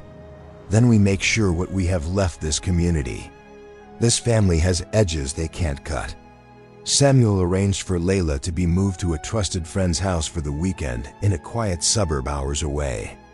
The plan was simple: distance and anonymity. It was the safest thing he could offer. Practical and cold. Asha kissed her daughter across the top of her head, whispering a promise she meant to keep. In the days that followed, the pressure from Damien took on new shapes. Anonymous threats came in the mail. Marco Ronda's car was keyed. Earl the pawnbroker found a brick through his storefront window. These were shallow tides meant to intimidate enough to silence, but they also galvanized the neighborhood. Ms. Baptiste organized a group of neighbors who began watching for unfamiliar cars at odd hours. Men who had once closed their blinds now kept them open a crack, eyes watching the street like hawks. It was the kind of resistance that had nothing to do with law or money and everything to do with memory and gratitude. Julian watched it from the edges, humbled. He had spent a life assuming philanthropy could be done at a distance, checks in envelopes named benches in parks. But this was different. These were people who would stand in a line to block a door for someone they cared about. As Samuel tightened legal channels and Carter tightened physical ones, they also began to plan the public release of documentation that would make a court case inevitable. Samuel wanted to wait for the right moment when enough pieces were in the open that a judge couldn't ignore them. "We need an indictment-sized pile," he said, counting files like a man building scaffolding. "We need witnesses ready to testify.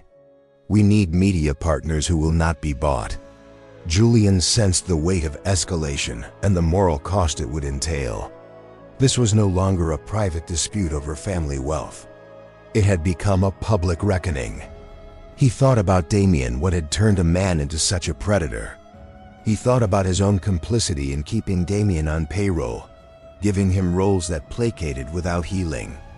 One night, after a long day of tests and interviews and guarded meetings, Julian asked Samuel a question he'd been avoiding. "If this ends with Damien behind bars, will it heal anything?" Samuel folded his hands and considered the question like a judge mulling a plea. "It will bring accountability," he said. "That's necessary. Healing is another kind of work. It doesn't always come from verdicts." "No," Asha, listening from the doorway, added softly. "Healing comes from the people who show up when the cameras go off." As the case steadily built, seemingly out of nowhere, a new ally appeared. An investigative reporter at a regional paper who had a nose for financial twists. She requested an off-the-record meeting. Samuel met with her in a dim cafe and laid out parts of the ledger under strict conditions. No names until court filings, no sensationalism, but an agreement to follow the money relentlessly. The reporter's interests sparked a thin line of pressure in the media, the kind that would not go away quietly. Damien responded with more heat. He sued the paper for defamation the next week, naming the reporter personally, fueling a legal storm of threats and countersuits. It was a strategy both brutal and effective. Squashed the story by making the cost of reporting too high. But the reporter's paper pushed back. They had sources and lawyers and the stubbornness of small outlets that had learned how to bark loud enough to be heard. Through it all, Asha kept her head down, moving between the community center and Samuel's office, distributing casseroles and getting statements. She had become a quiet force, an access that held people together. One night, after a particularly difficult board hearing that did not end with the clarity they'd hoped for, Julian and Asha walked the riverbank together. The water moved below them, slow and indifferent, and lights from the other side blinked like distant lighthouses. "You did this," Julian said, voice small in the night. "You kept me alive." Asha looked at him. "We kept each other going. Promise me something." "What?" "That when it's done, you actually walk away. Not to hide, but to live." He nodded, and for the first time in weeks, she believed him. The river kept moving. The city watched, and somewhere in the coil of power and fear and stubborn courage, the next move was being made by men who thought they could buy the world, and by people who would not let them take it without a fight. The night felt heavy, oppressive, like the air itself was holding its breath. Asha was closing the curtains in the safe house when the first rock shattered the kitchen window. Glass sprayed across the counter, scattering into the sink like diamonds under the weak light. She froze, listening. A second later, a bottle followed, glass clinking, liquid spilling, the smell of gasoline unmistakable. A rag burned briefly before Carter stamped it out with his boot. "Molotov," he muttered, jaw tight. "They're getting bold." Julian pulled Asha away from the window, his arm instinctively shielding her. Layla, woken by the crash, cried out from the bedroom.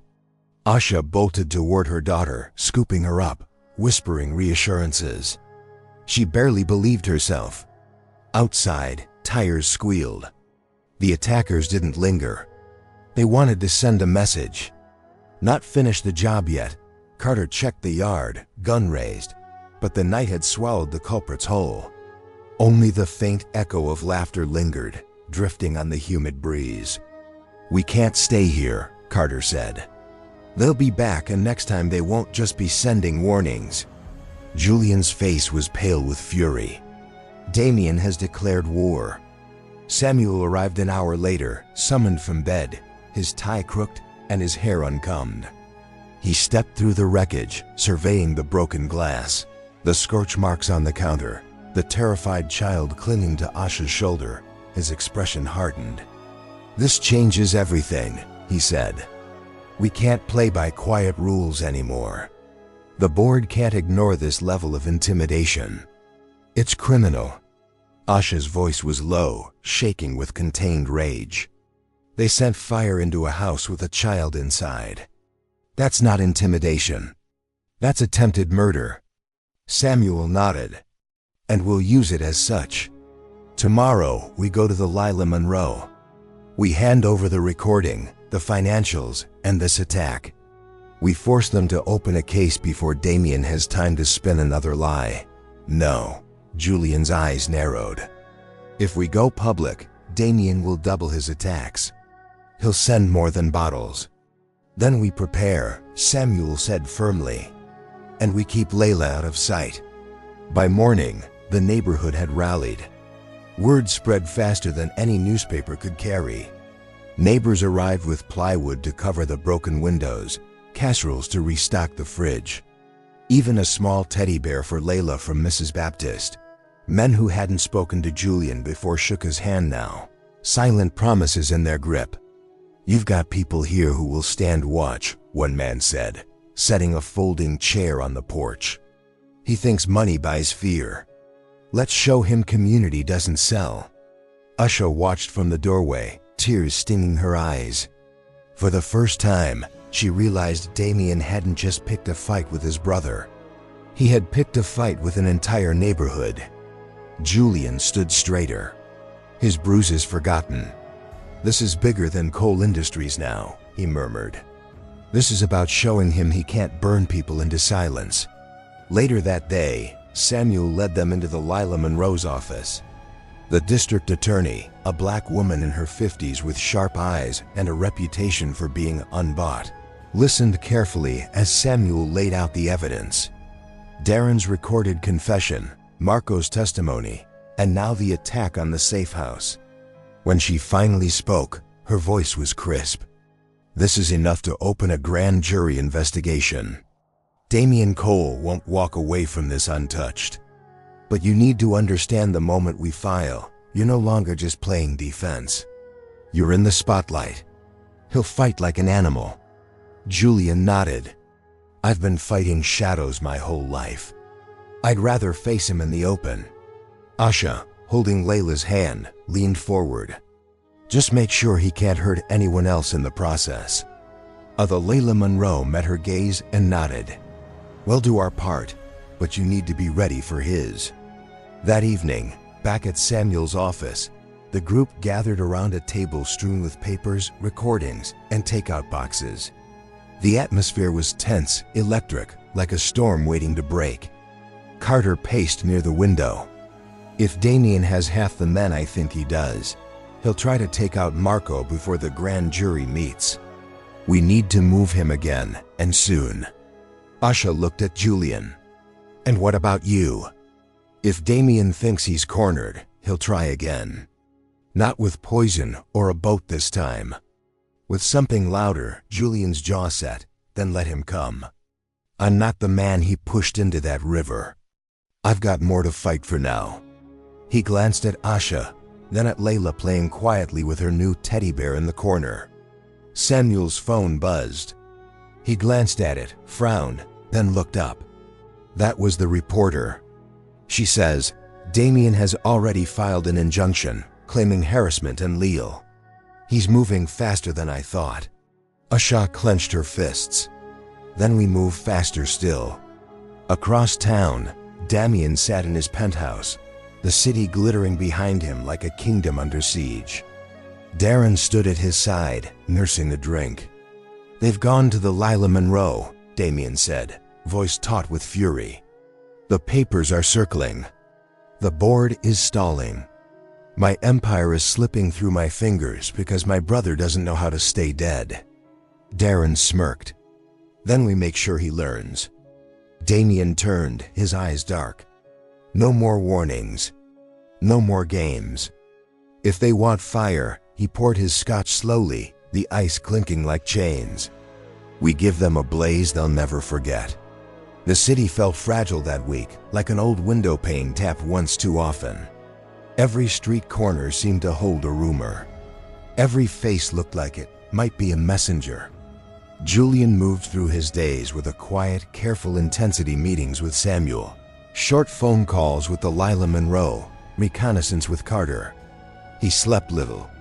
When he did, it was in fits, each one interrupted by the memory of cold river water and the feel of mud under his palms. Samuel's office had become a war room. Files were stacked in columns. Color-coded sticky notes fluttered like small flags, and maps of board member travel routes were spread across a side table. There was a rhythm to it now. Investigate, protect, publicize, and each step had to be precise. A mistake would mean a life. A calculated move could end a career. "We're moving Marco tonight," Samuel said one afternoon, pushing a paper across the table. His voice was flat. New alias, new identity. "Until the grand jury convenes. He'll go to a safe location in Lafayette.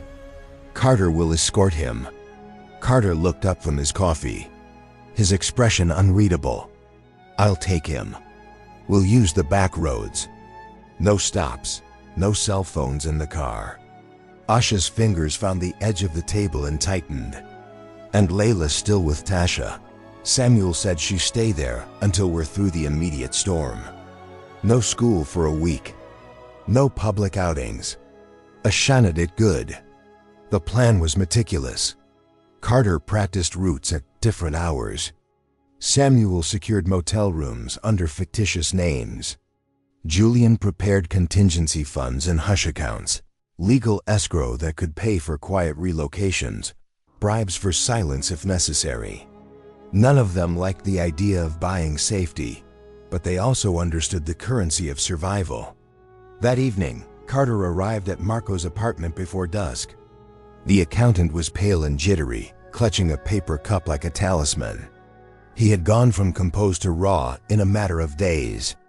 "They're watching," Marco asked as Carter helped him into a nondescript sedan. "Not now," Carter said. "Keep your head down. Don't use your phone. We move fast." They took back roads, the city lights falling away as they drove.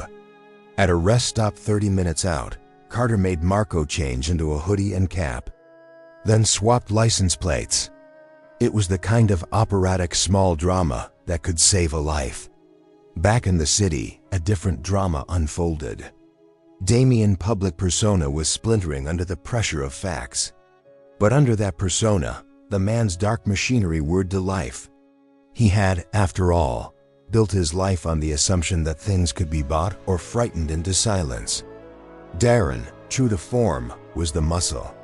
He began to make moves of his own. Anonymous calls to old contractors, hints dropped in the right barrooms, small ugly people visiting Earl's pawn shop late at night. He also started a whisper campaign, subtle innuendos placed in the feeds of local gossip blogs, questions raised about Asha's past, suggestions that she had financial motives. It was the sort of smear that didn't need proof, only repetition. Asha found a smear piece the next morning tacked on her kitchen table clipboard with mugs, shot-like photos from an unverified source, and a slanderous caption implying she'd staged the river rescue for money. She crushed the paper in her fist, and then, because there was no more room for fury, she burned it in the sink. The act felt small and immaterial, like pressing a thumb into a wound. "We'll take that to Delilah Monroe," Samuel said when she brought it to him. "Leal, harassment, an attempt to intimidate. It's another piece of the puzzle." But Damien revenge didn't stop at ink and rumor. As Marco reached the safe house in Lafayette, Carter parked behind a strip mall and checked his rear-view mirror. There, 2 cars with dark windows had followed at a distance. He watched them circle the block, watched them pause too long, watched a man in a hoodie climb out and check a number on a phone. Carter's jaw set. He altered the route, taking a double loop that left the followers behind. He sent a tour text to Samuel's surveillance on Tail's altered route. Then he called Julian to inform him they were changing plans. Julian's response was immediate and short. Get him to the Leela directly. No hotel, no stops. Carter adjusted, stepped on the gas, and took the stretch of highway that cut through a run of old warehouses. The pursuers kept pace for a while, but when he took the underpass, the two cars separated, one stopping at a red light while Carter vanished down an exit ramp. By the time they realized, Carter had already deposited Marco at a suburban house under the pretense of a handyman where Leela operatives met them with blank faces and blanket covers. It was a close thing. Too close. After Carter dropped Marco in the hands of protection, he drove back into the city, swearing under his breath. They're getting more aggressive. He told Samuel over the car's tiny speaker. They're testing us, looking for where we're weakest. Samuel rubbed his temple. They want us to flinch. We don't flinch. But flinching came in smaller ways. Asha discovered her credit had been temporarily frozen by an unknown dispute. An annoyance at first that became a cold warning when Samuel traced the source to a shell complaint filed in Damien's name. They called it harassment. She called it a message. The city's undercurrent thickened into a full-on current, and troubling reports began to float in it. 2 men spotted near Tasha's place at odd hours. Another trying to buy a hefty life insurance policy on an unnamed beneficiary, then vanishing from the rolls. Breadcrumbs, all of them. Julian gathered each piece and boxed it like evidence, pinning motives to a corkboard he kept at Samuel's. Then one night a call came into Samuel's office that froze even him. The investigative reporter Scrappy, relentless, said a scarred man had threatened her face to face. He told me to stop, she said, voice shaking. Said it'd be better for everyone if I walked away. Samuel slammed his palm to the desk once. We don't walk. We lean in. They chose to go public carefully. Samuel would file a formal complaint with Delilah, naming Damien and Darren in a conspiracy, attaching Darren's recording, Marco's testimony, and a documented pattern of harassment that now included arson, surveillance, and threats. Delilah agreed to bring a sealed petition to the grand jury that week. Word spread through the city's legal circles like a slow burn. Feeling the net draw tight, Damien struck back in the only language he trusted: lawsuits, injunctions, hired mouths shouting defamation. But this time the prosecutors were ready. They secured protective orders for witnesses, emergency warrants for surveillance logs, and an affidavit naming specific alleged actors in Damien's inner ring. On the eve of the grand jury, Asha sat on the safe house porch as smoke from a neighbor's grill curled into the humid dark. She watched the river black, unreadable. Julian sat beside her, hands clasped, patience carved into his face. Do you think this ends with a gavel? She asked softly. He met her gaze, tired but firm. I think it ends when people stop being afraid to tell the truth. Whether a gavel finishes the job, I don't know. But we're not letting them burn what's left of our lives to ash. She nodded and leaned into his shoulder. The city's sounds made a tentative lullaby truck rumble, far sirens, a stray shout. For all their plans and precautions, they were still breakable, bound by choices, promises, and an ugly, stubborn hope. Tomorrow the grand jury would listen. Tomorrow the evidence would be weighed. Tomorrow Damien would either be shackled by his own deeds or released back into the gilded world he'd thought unassailable. They sat in the dark and waited, and the river kept moving like a judge that would not be hurried. The courthouse loomed like a fortress of stone and glass, its columns worn by decades of arguments and verdicts. The morning air was already humid, sticking to the skin as Asha, Julian, and Samuel slipped through a side entrance under the watchful eyes of 2 plain-clothed deputies. Carter brought up the rear, scanning every shadow as if Darren himself might materialize from the bricks. Inside, the corridor smelled faintly of polish and paper. Lawyers hurried by with briefcases. Clerks carried stacks of files, and the low murmur of justice in progress echoed through the halls. It was ordinary business to most, but for Asha and Julian, it felt like stepping into an arena, Samuel whispered as they walked. Remember, the grand jury is sealed. We won't hear the deliberations. All we can do is provide testimony and evidence. They'll decide if it goes to indictment. Asha tightened her grip on her purse, where she carried the original recorder in a padded case. Her hands trembled only slightly. And if they don't indict, then we regroup, Samuel said firmly. But we're giving them enough to act. Damien has left fingerprints all over this. The waiting room was stark. White walls, metal chairs, a vending machine humming in the corner. Julian sat across from Asha, his shoulders squared, but his hands restless, drumming softly on his knees. Layla was safe with Tasha again, but the photograph Damien Nen had sent still haunted Asha's pocket. Do you ever wonder? Julian asked quietly. If Damien started hating me before we were even men, if all this was seeded when we were just kids, eating at the same table, but never in the same family. Asha studied him. Hate doesn't just start, it fears. He chose to feed it. You chose not to. His gaze met hers raw. And now that choice has you and your daughter in danger. Don't do that, she said sharply. Don't give him credit for my choices. I'm here because I decided you were worth saving, and I still believe that. Before he could respond, a clerk called Samuel's name. The grand jury room was smaller than Julian expected. No sweeping wood paneled the stage, just a long table with 12 citizens, a prosecutor at the head, and a court reporter tapping quietly. It was intimate, almost disarmingly so, but the weight of it pressed heavier than any boardroom he had ever faced. Samuel presented the evidence first. Financial transfers, Victor's recorded boasting Marco's sworn affidavit. Each piece was projected on a screen, the jurors leaning forward, their eyes narrowing, lips pursed. Then it was Asha's turn.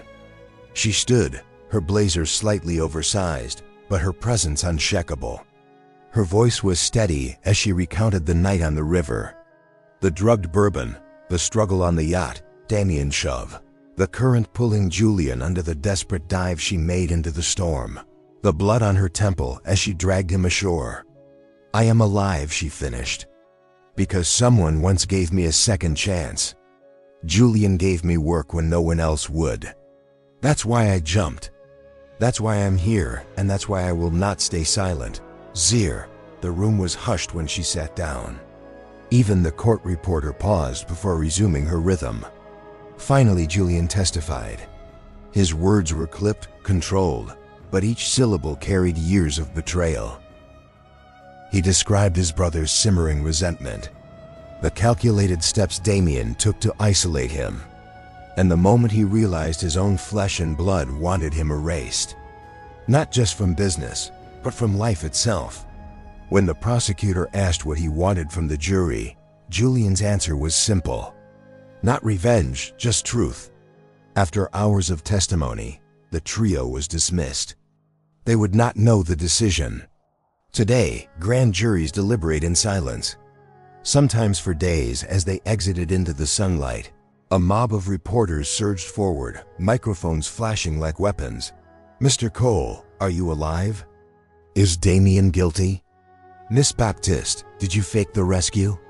The questions blurred together, acidic and relentless.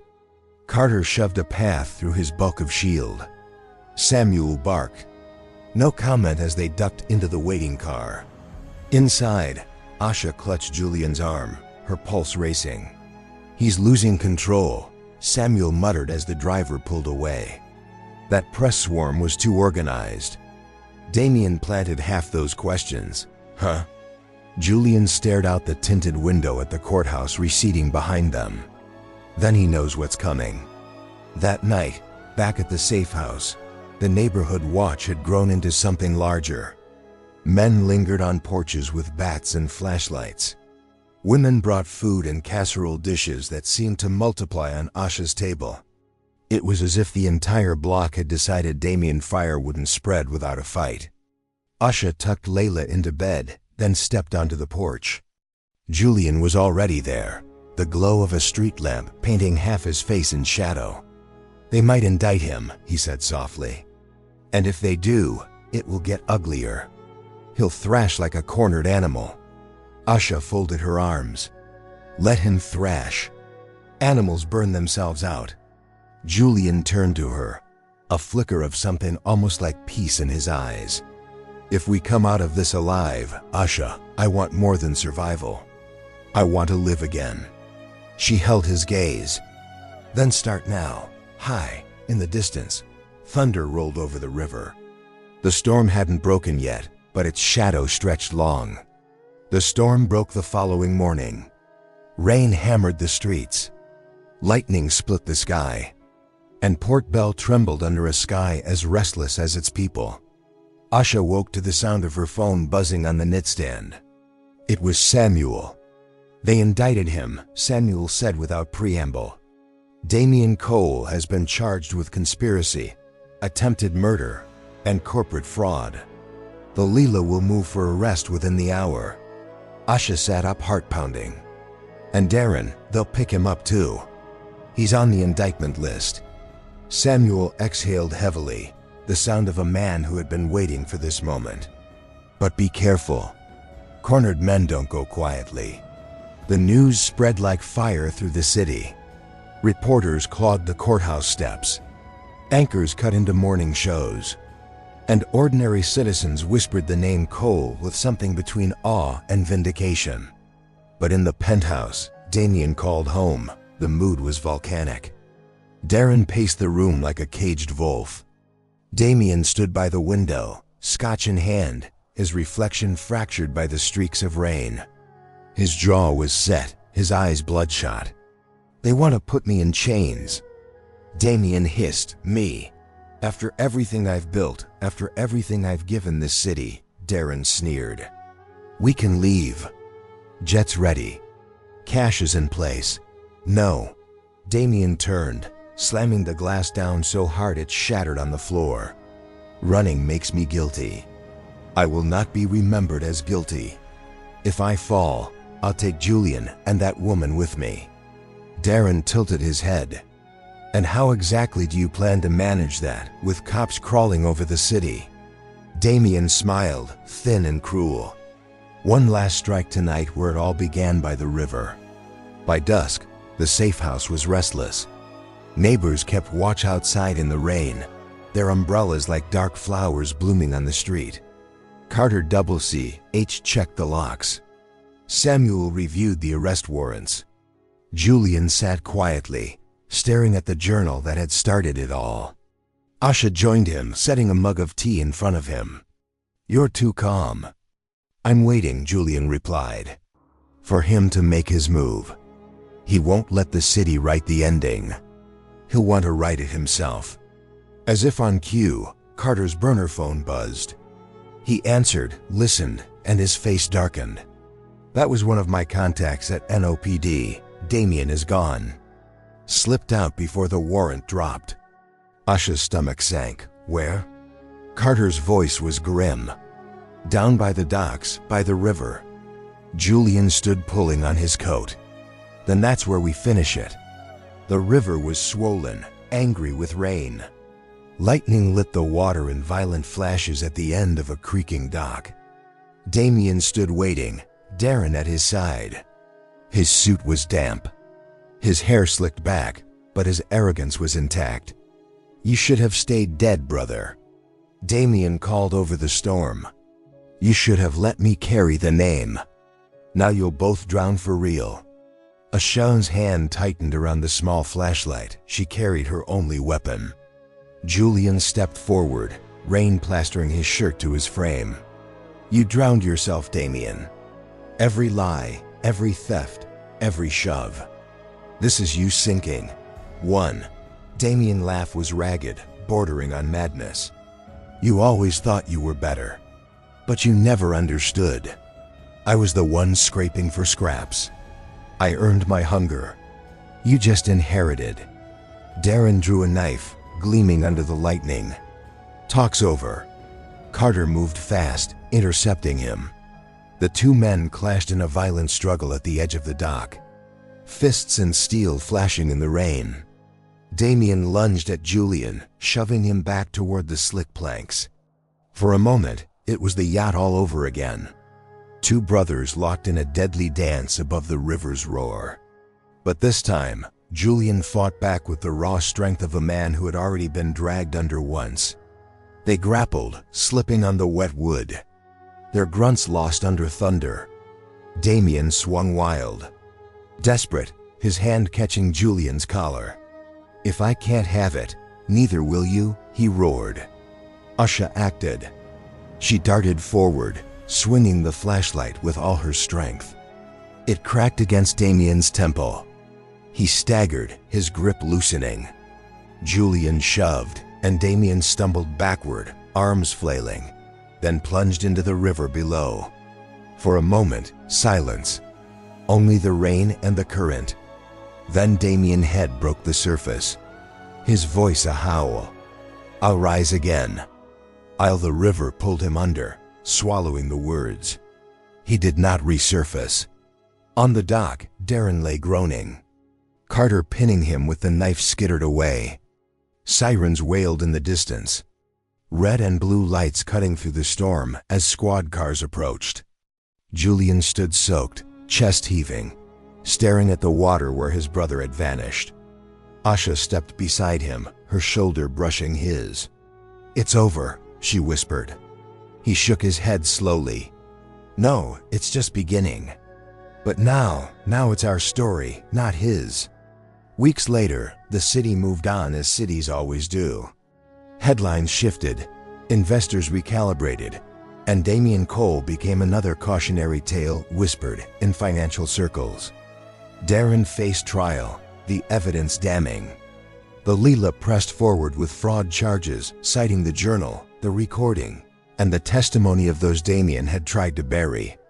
In the neighborhood, life returned in slow measures.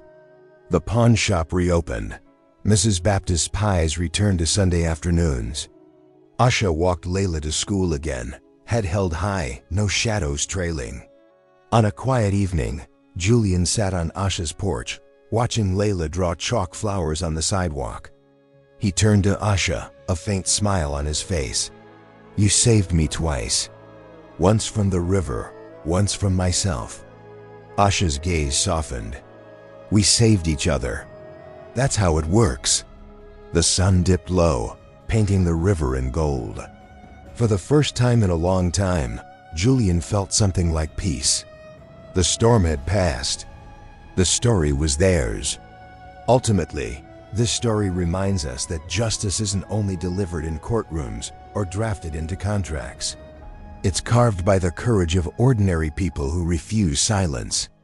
Wealth and power can raise walls, but loyalty and truth know how to bring them down.